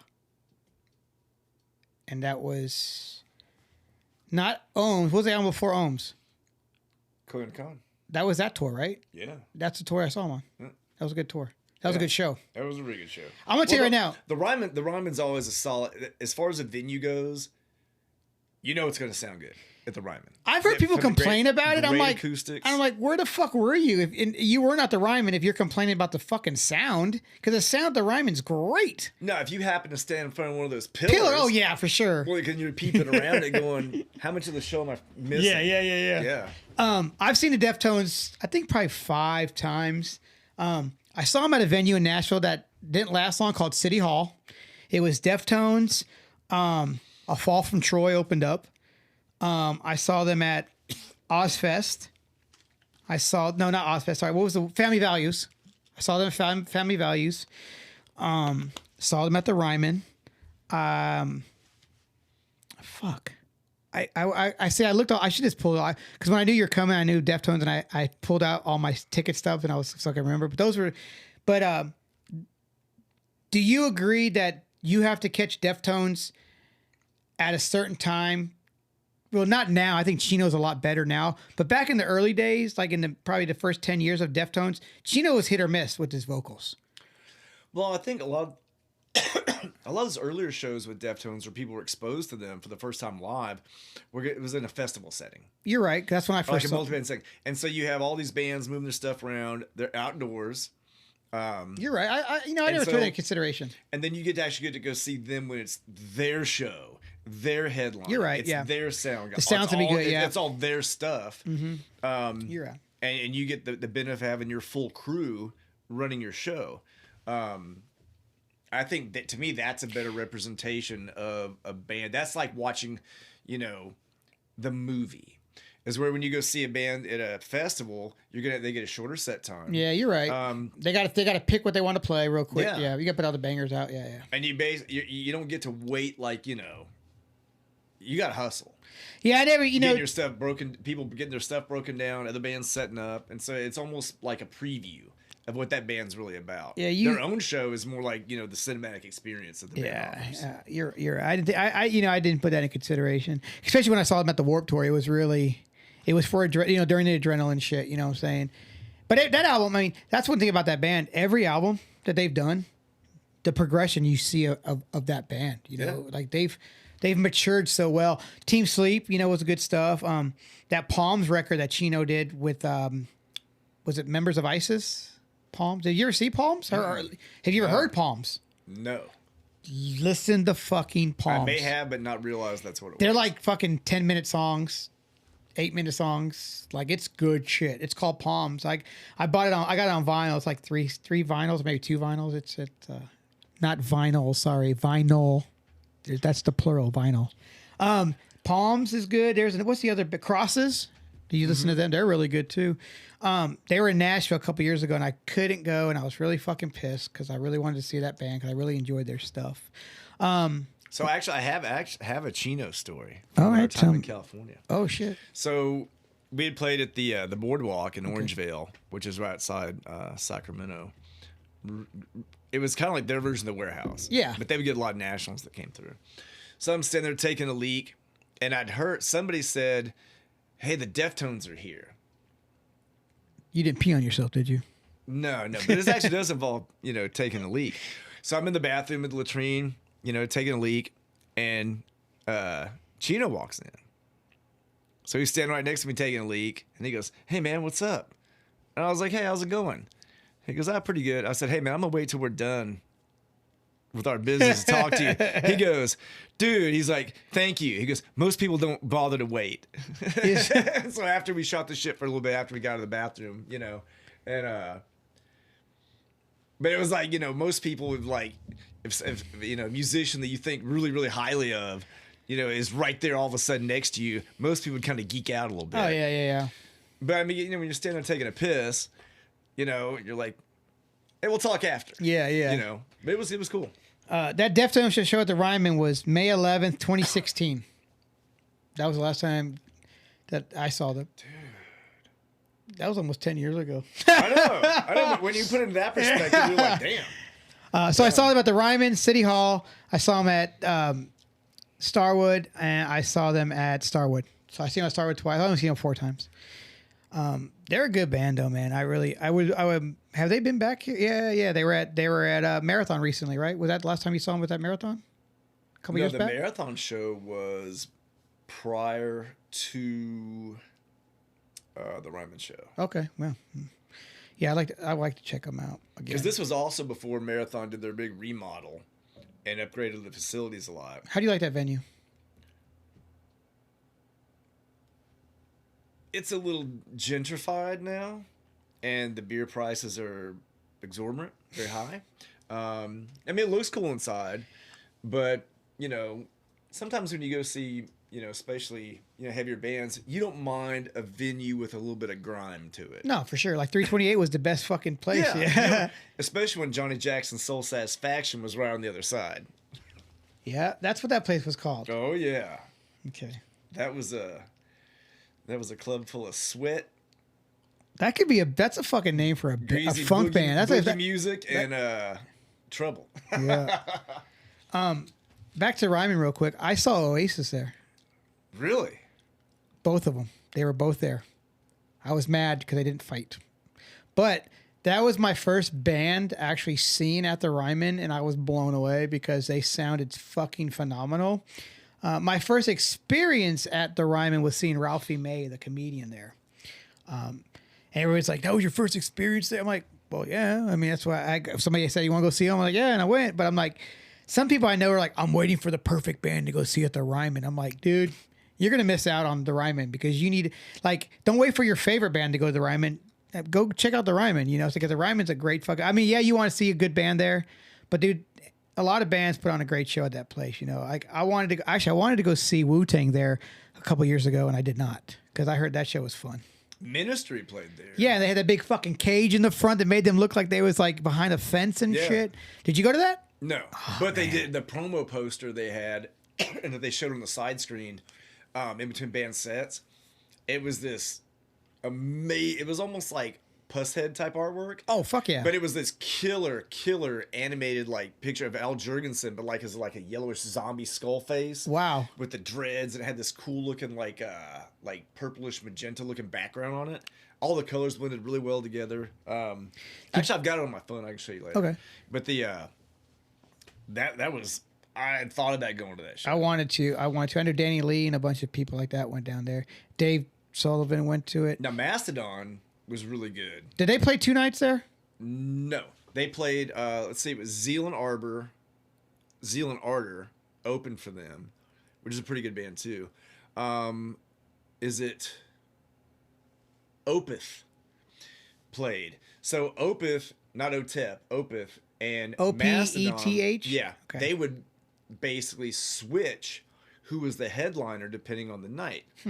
Well, which one of the Opeth? Mastodon played second. Okay. So at that show? Yeah. Great show. And then Opeth played a lot of stuff that was more orchestral sounding and slower. Is that the female singer? No, that's Otep. Otep, who played the Warehouse, and they didn't let any local band sell merch. There you go. I would like to see Mastodon. That's a band that I slept on. I just now recently got into them. I asked Slaughter what album I should listen to first. I asked another one of my buddies what album, and they both said the same one, which is not the Moby Dick album. I can't think of the fucking name now. It starts with the L. Leviathan. That one, yeah. Right. That was a really, but that everyone says that's the album that most people just go to that don't know the band, listen to that one. But I've gone back and listened to some other stuff. Now, Crack the Sky. Awesome. Really? Yeah. Which album was that? Crack the Sky. Fuck off. They, no. Which like in their catalog is it like a first album, like last album? We ain't got to worry. You ain't got to look at it. They have a lot of great videos on YouTube that is them in the studio, like that go back to like they were like in somewhere like Washington or some state or somewhere recording. It was very far from Georgia, and ATO shouted. And it was like it's just cool watching them in the studio, how like their creative process, Yeah. and also they're funny guys too. Well, 2 weeks ago they played in Atlanta. They didn't play under Macedon. They played under another name. And only a few people knew. A buddy of mine was going to go, but his wife ended up getting sick, so he couldn't go. He's friends with them, so he was like he got the info, and but it was like a place like the size of like the Warehouse they played. It was really tiny, really intimate, kind of more like the Springwater venue, and it was really cool to see. And it sounded really fucking good, but nobody gave a fuck if it sounded good or not. It's fucking Macedon in a small ass fucking venue, and you get to fucking hang out with them, But I heard they're really cool guys, What would you say to somebody that wanted to start playing bass? Like, what's something you would say if they weren't feeling like they want to keep with it, like they just like I can't get this. Like what's some encouragement you would give to somebody that wants to start playing? Well, I think a lot of it would be learn covers because it's a great way to develop technique and help identify elements that you want to add to your own playing. Play with other people as much as possible. Because so much great. I mean, there are plenty of people that can do like a solo project totally on their own, and it sounds great. But I was like, I like that band element where you have different people bringing different things to the table as far as the sound or how they approach a different part. Like playing off of other people is a great way to grow as a musician. Yeah, because you're getting influences, and it makes you work a little harder. Well, especially coming from the perspective of like I can play guitar and I got pretty decent on drums when we lived out in Woodlawn, but in our house now I can't have the drum set put up, so I don't really play that much anymore. But as a bass player, like in the early days, I wanted to show off, even though I probably shouldn't have been. As a young bassist, and if you don't know how to play certain licks and fills, apparently there's never a bad place to put a fill in, anywhere you can squeeze one in. But, getting older and then listen to like, a wide variety of styles of music as a bass player, like my goal is to play things that make everybody else sound better, make the song sound better, work with the drummer, become a very cohesive rhythm section, regardless of who the drummer is. Yeah. And then every now and then you can pick your spot to show off a little. Yeah. But for the most part, you're serving the song, and you're essentially enhancing what other people are doing, and you're providing a steady foundation for other people to kind of show off from. Like when I was talking earlier about listening to The Payback by James Brown. Yeah. Simple bass line. Very greasy, very funky, repetitive, awesome. And one of the great things about a bass line like that is it makes people move. Yeah. I mean, it gets people on the dance floor, And sometimes some of the simplest stuff is some of the coolest stuff, Yeah. But don't get me wrong, I like watching I love watching bass players play. I like just watching musicians play, but bass players especially, because I'm like, wow, like there's so much you can do with the bass, And some people think just because I play guitar means I can play bass, but there's a difference between bass and playing. If you're a guitar player playing bass, than being a bass player playing bass, because there's a different technique, kind of. Yes, no, like just because you can play guitar doesn't mean you can play the bass, right? Yes, or I mean, you could approach playing the bass pretty much just like you playing approach guitar. playing the guitar. I mean, Yeah. that's the beauty of it. You have all these different styles of music. Yeah, like you're when right. Jason Newsted joined Metallica. His work in Flotsam and Jetsam on that album was great, and he's a great player. But like if you watched initially, I think that's probably because he played with a pick, because people associate, you know, that with more like a guitar type approach.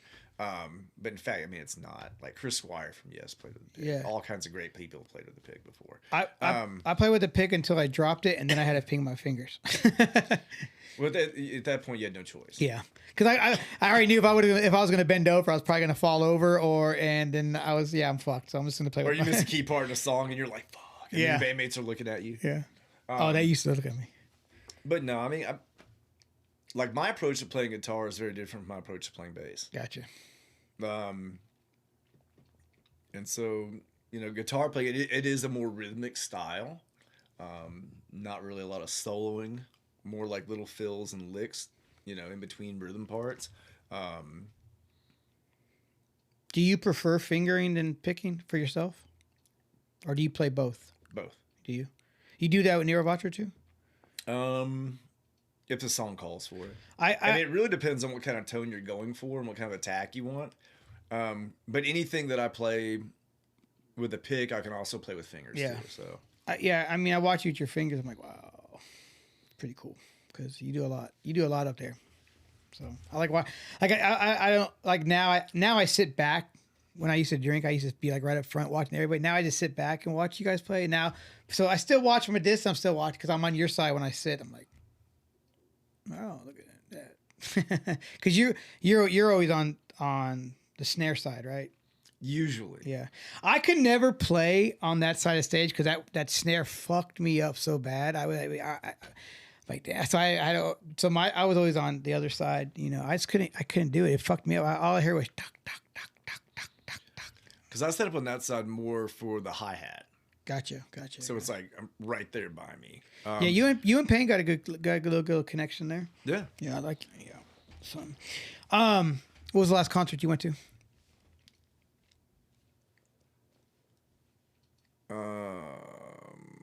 Not including yours. Oh, okay. Now this is gonna get harder. Not including locals. It would actually be going to see Ladies' Night at the casino. Okay, I'll give you that. When was that? Huh? When was that? A couple of months ago. Okay. And then we wound up going to see, because a couple that we've been friends with for a long time, they invited my wife and I to go see the Little River Band with them. Fuck yeah. At the little outdoor amphitheater behind the casino. Yeah, how was that? Great. Yeah, I liked them. I got into them because of my stepdad. I would listen to them. Yeah. They're really good stuff. They've had some good little gigs up there, man. I think Genuine's there this weekend. Really? Yeah. The Pony Guy, is that the Pony Guy? Jump on it. Something like. I think it is. Yeah. Somebody. I mean, they do get some decent little bands coming through there. Was it Night Ranger that played there? No, not right. It wasn't Night Ranger. It was Styx.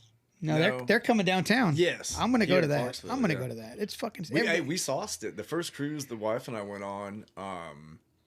Styx was performing on the cruise. On the cruise, that's pretty cool. Could go, I think it was like $20 if you wanted to go. They couldn't get off that. They're stuck on the cruise too. No, this wasn't then. Oh, okay. This was like before. Oh, I was like on the cruise. Oh, before the cruise. I got you. Yeah. That's something that I used to know a guy that played drums on a Carnival cruise, and he loved it. Because you play your set for the night, and you're off for the rest of the day, and you get a free room on the boat, and you get a free. I'm like, that's a pretty cool little gig. And then he left there, and then he joined the military and became the drummer for the Army band or Navy band or something. And yeah, so here's the weird thing. There was this. You talked about being a musician. Yeah. Cruise. So one time the wife and I were on a different cruise, and there was this violin player named Vassal, and he was from I want to say Ukraine, and amazing musician. He had these like killer covers just on violin. Wow, like electric violin, really? With the amp, like use some reverb, no delay. And we saw him on the beach on one of like the islands that Carnival Cruise like operates off of or owns or whatever, and we're sitting there hanging out, and we just seen him play that night before. We're like, hey, how's it going? And we watched him play like 2 sets. Okay. So he's like, hey, did you enjoy the show? We're like, oh, it was great. And the like cocktail waitress or whatever came around and asked if we wanted some drinks or whatever. And he didn't like order anything. And so I was like, hey, you want to buy you a drink? He goes, and then we're not allowed to buy anything or take any drinks from Guests. Huh. And I was like, and Shake left with our drink. And I said, let me get this straight. You can't even come on this island and buy a bottle of water for yourself. He goes, no. What? And I'm like, you gotta be kidding me. And that may be some weird policy or whatever. Yeah. So I had like a bottle of water that was like fresh and cold. I was like, here. Threw it to him. And he was like, oh, thanks. That's insane. Yeah. But I've seen a lot of really good cover bands, like on cruise ships and stuff like that. Because that's like our like getaway thing. Because you can pay for it over time. And how many cruises have you been on? Oh, several. Yeah, I've never been on one. So the wife had never been out of the country, ever. So we get to Nassau in the Bahamas. Is she from Clarksville? Mostly, yeah. She's from there. So we get off the ship and we're walking around like the little touristy area. We get out of the touristy area. And like, I'm not like an expert, but I have some travel savvy. Yeah. And so all these people are like hustling us, trying to get us to Oh, buy for sure, shit. for sure. And she's all like going, talking to them. And I'm like, no thanks, we're good. And we just keep walking. And she goes, it's really dirty here. And I said, welcome to about 90% of the rest of the world. Yeah. So it was a big experience, because once you leave the States and you go somewhere else, you realize that although here we think everything revolves around us and everything revolves around our culture, but there's a whole world out there. You said that in almost every case is far older than this nation. Oh, for sure, for sure. Yeah. And they're still doing the same shit the same way, and it works for them. But let me ask you this. So you said that, so when you get off those cruise ships, the area that you guys are quote unquote supposed to stay in, that's a nice little area. But when you go outside that little outskirts of that area, you're not supposed to go upon. It's it's dirty and stuff. Well, then unless you're going on, because they don't want you to leave. Unless you're going on an excursion that is sort of set up in conjunction with the cruise line. I imagine all the cruise lines are like that. Yeah.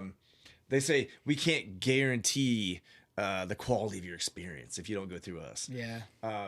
Well, one time we were in Mexico, and so I rented this 3-seater golf cart with chrome rims on it, and we like hopped in it and took off, and the kids are like, "Oh, this is great," and the wife's like, "You're gonna get us killed," and I was like, "Nah, we're fine." And so we wound up finding this little strip off to the side that had like bars and restaurants that were way cheaper. Oh, for sure. The food looked way better than the touristy section. And like there was this really cool lighthouse like that went out into like a little strip of land out into the water. And so those are things we got to see that we wouldn't have seen had we just stayed in that area. For sure, yeah. But there was also this amusement park. It wasn't in season, so it wasn't open, but it had like this Mayan temple type theme. It looked awesome. Hell yeah. And I was like, dude, if that was open, I'd be in there right now. But you get a chance to see a lot of things that you would never even, see living in America. And that also goes back to the thing about, people typically want to stay in an area where there's a little bit of comfort zone. Yeah. It's something that's familiar. Where was the coolest place you guys have seen? Oh, man. Have you gone on the same cruise more than once? To the same destination? We did do a second one to Nassau, Uh-huh.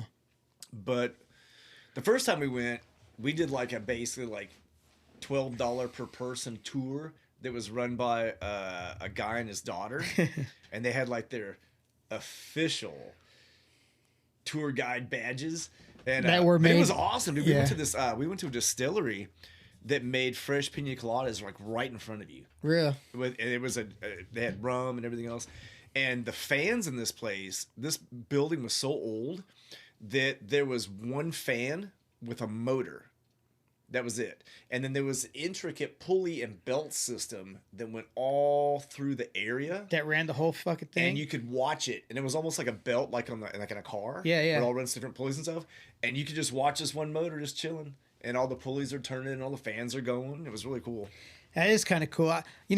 And I still can do it. But when I was younger, I always thought about going on one of them singles cruises, because you got a lot of single people on a cruise, but I've never been on a cruise. I don't know.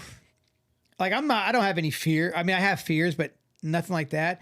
But I don't know. Like I've never been in the ocean like that. So I don't know how my sickness if I would get motion sickness on a big cruise ship. Well, I mean, they have stuff you can take for that. They also have these little little cloth patches with some. It smells like menthol or something. Yeah. You put it like right here behind your ear.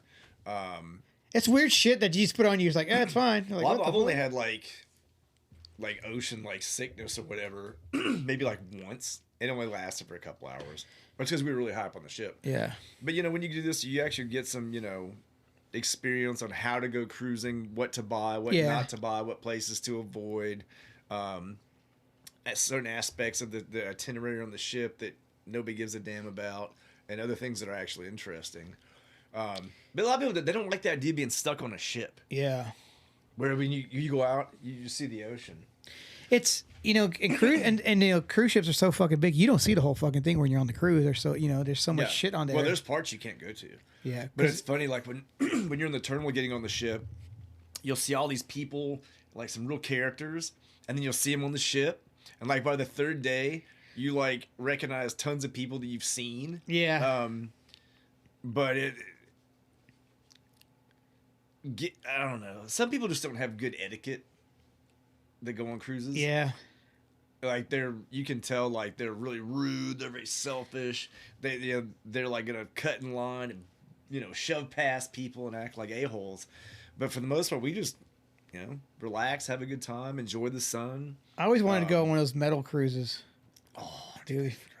Earlier this year, I think it was, or maybe it was last year. There was a Lamb of God did one, and apparently a guy was drunk and fell overboard in the middle of the night, and it is a metal cruise. Yeah, well, yeah, everyone's gonna be fucking drunk, but they couldn't find the guy, and they're like, "Oh, well, dude, he was yelling and talking, and all of a sudden he was gone."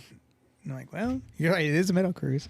I don't know if I could be. I mean, I want to go. I wouldn't mind going on one, but I don't know if I could be around that many metal dudes at fucking one time." Well, you can always get back to your cabin and take a nap. Now, the thing that's weird though is if you stay in one of the interior cabins, no windows. No. So it's dark, really dark. And if you ever take a cruise, as soon as you get to your room, I think it's called a porter or steward, whatever, they take care of your room and make the little towel animals and stuff like that. Oh yeah. And you get candy on there? They probably charge you for it, but yeah. And so you'll drink a lot of water on a cruise and whatever's free, because you got to pay for soda. And you learn what drinks to order, what not to order. Like, for the most part, beer is a waste of time on a cruise because it's a lot of money. You don't get a lot of bang for your buck.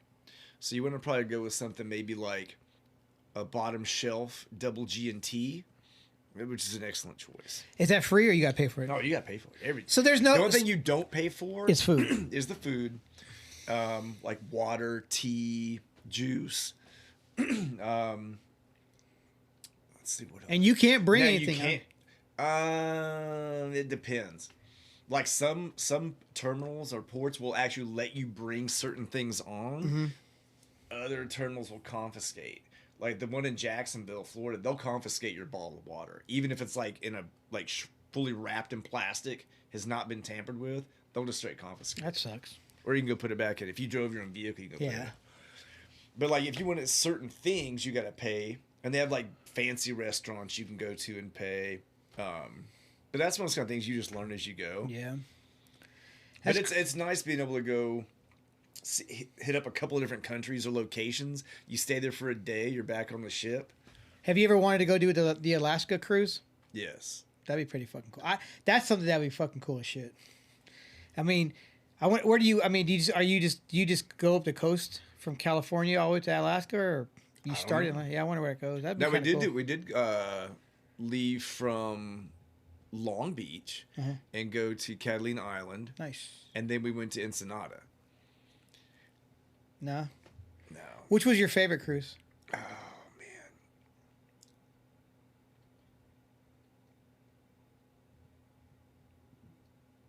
Probably the one where we got to go to Aruba and we went to Curacao.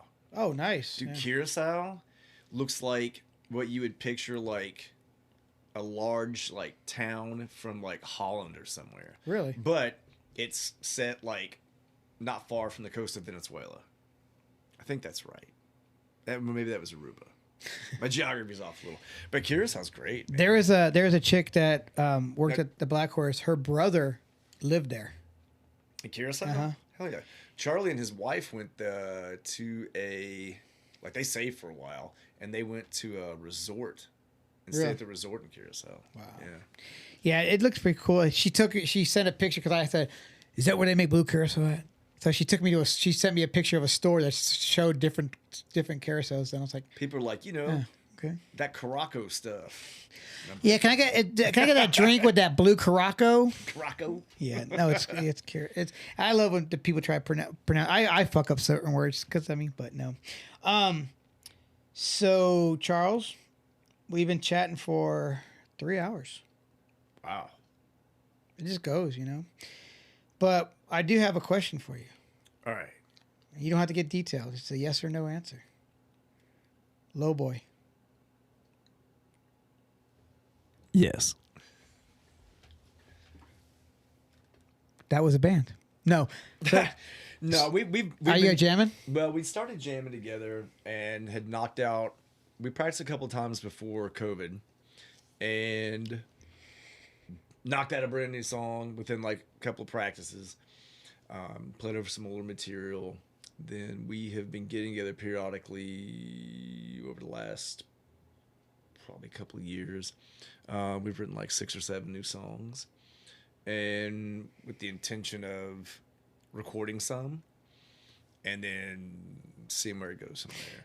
But Somebody said they heard it. I don't know if maybe it was JJ said he heard it. Has JJ heard some of your stuff? Yeah. I bet it's JJ. Is it the original lineup? Yep. Hell yeah, man. 4-piece.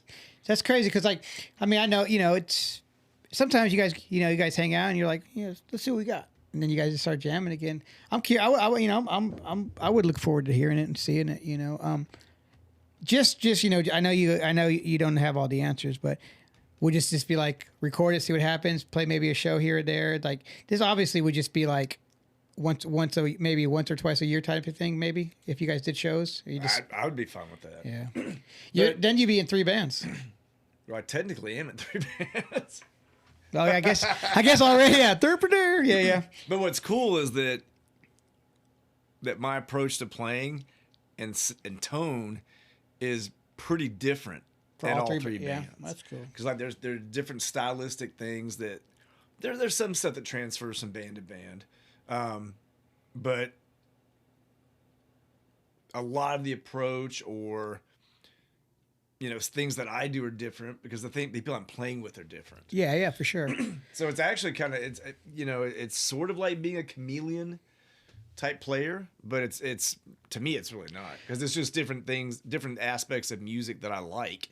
Oh yeah, I mean, and those dudes too. I mean, once you got back together in a room with those guys, it was kind of like you guys had never been away from each other, right? Yeah. What was the first song y'all played back together?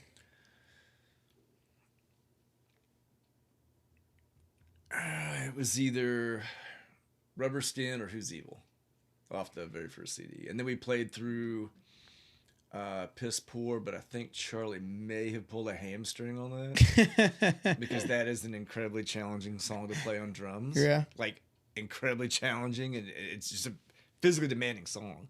And if you're not used to playing that, 'cause like back in the day when we lived together, we'd play that song 8, 9 times a week, 10 times a week.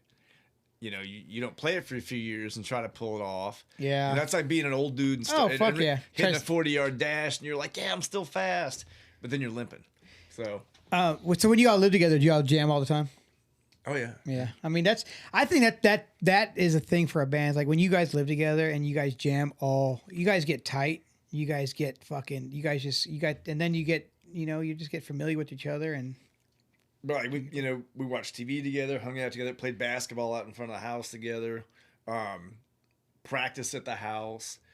We eat, cook food together, and hang out, party together. And it's when you're a young band like that, not a lot of groups have that opportunity. No, for sure. So we got really lucky, and we also got lucky to where we practiced in the basement. Of course, it's underground, and it was never like really, really loud to the neighbors.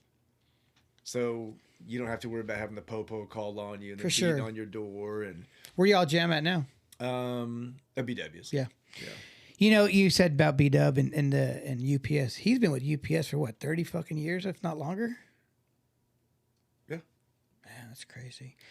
You know, Grubbs, well, Brian Grubbs. I graduated high school with him. But yeah, I'm looking forward to seeing this if it comes out the basement. I mean, are you enjoying it? Oh yeah. Yeah. Yeah. That's cool, man. But that's where, especially when when you've lived your life not playing music actively for many, many, many years, just kind of jamming on your own, trying to make that shift in life's priorities to afford more time to be playing music, that can be kind of a difficult transition to make. I mean, you're a busy guy. You got school, you got family, and then you got the bands. Like, Yeah. yeah. Well, it's like that, a couple of them, Charlie and Scott have young kids. Yeah. And so, when you're married and all of a sudden if your wife's used to you being around all the time and all of a sudden you're like, I'm going to kick it with the boys. Yeah. And that kind of leaves them holding the family responsibility role. And so that can be a challenge. You basically have to work that out with your spouse before you can really even commit to anything. Your old lady's cool with that and shit, with you playing and stuff? Yeah, but I think, so as a musician, the people that are in your life, like it be it a wife or a girlfriend or, like from my perspective. Yeah, for sure. Other people are going to have different situations. Yeah. But if you actually are very present when you spend time with that significant other and they feel valued and they feel important when you're together, then they tend not to mind you doing other things as much. Yeah, okay. Like, makes sense. Go and jam with the boys. Is where if I were to sit around and play Xbox all the time and drink by myself and, ignore her and they're like, I'm going to go jam. Well, then it's an issue. Yeah, I understand. Yeah, it makes sense. Yeah, it's cool though. And then you got the people that matter most in life. They need to feel that they're important to you. Are all your kids out of school? Youngest son's gonna be a senior this year. Everybody else is out. Where's he go to school at? Central. Central. No. Is that where you stay out that way? No. Where you stay at? No, by exit 11. Oh, okay. And then where's Oakland at? Oakland is pretty close to Sam's Club and Tractor Supply Company. It's so weird that there's so much shit over there that I don't even know about. Like, I looked up the other day at how many schools are in Clarksville, and it blew my mind. Dude. Like, when I moved here, there was only 4 high schools. Yeah. 5 if you counted Fort Campbell. Yeah, dude, we had, when I was in middle school, we had 3 middle schools. Because Montgomery Central Middle opened after I was out of middle school. Really? Yeah. Yeah. We had Greenwood, which now is the alternative school. We had Greenwood, we had Richview, we had New Providence. That was it for middle schools. My buddy's mom went to Clarksville High at the complex when it was Clarksville High back in, I don't fucking Off know. of Greenwood? Yeah. On that corner? Yeah, Yeah. that used to be- Madison. Yeah. So she would walk from there to back where where Rick Sanchez lived behind Kroger's. She would walk there every day back and forth to school. So we looked that up. We were talking about like how far you used to walk to school, and it was almost 2 miles every day to school, and so basically 4 miles there and back. Kids today wouldn't walk a block. Well, now they have it depends on the school. I think like at my school, Is there a certain what they call the parental zone the zone of parental responsibility is the official title. Oh. And I think for my school, it's a half mile. So you can be considered a walker at a half mile, but I think anything beyond that are part of the bus routes. The whole school systems, they still like the walkers. The walkers go first, or the busers go first, or they all just go at the same time? No, they typically stagger it pretty well. Yeah. Yeah, I know. I always, I like watching these kids in the morning. Like, that sounds creepy, but watching these kids now. But it's like I see these kids. Like, man, did they just roll out of bed? They got their house shoes on. They got their. I'm like, man, I used to like to go to school, like pick out my outfit for the next day. You know what I'm saying? Get them cleaned up shoes. It's like, man, it's different times, I guess. I don't know. Well, Charles, is there anything you want to say to anybody out there?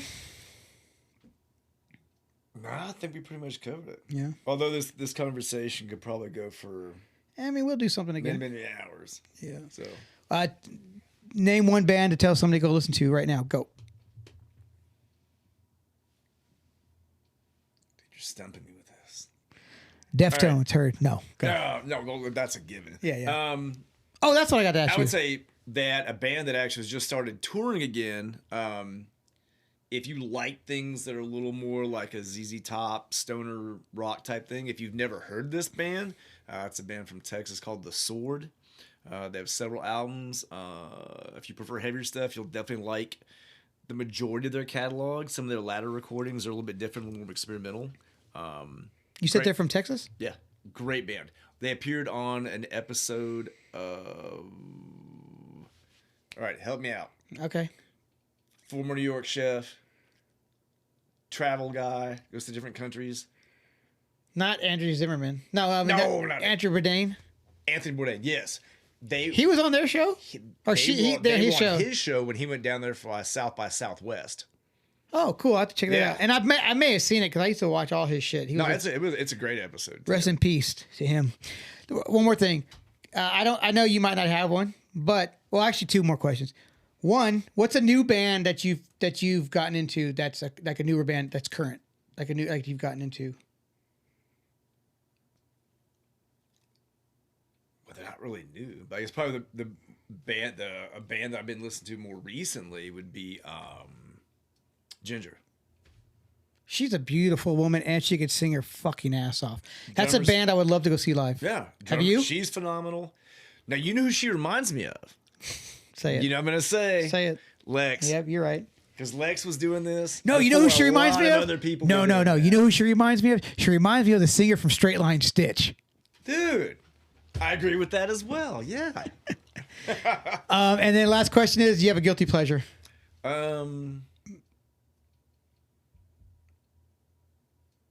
Cooking qualify? Yeah. Okay, yeah. I did hear that about you. I like cooking. Grilling. I did hear about that. Yeah. That's like something that's... I don't think it's a guilty pleasure. Yeah, that's another hobby. Yeah. Yeah. All right, Charles. It was fun, man. I appreciate it, Russ. Take it easy. You too, man.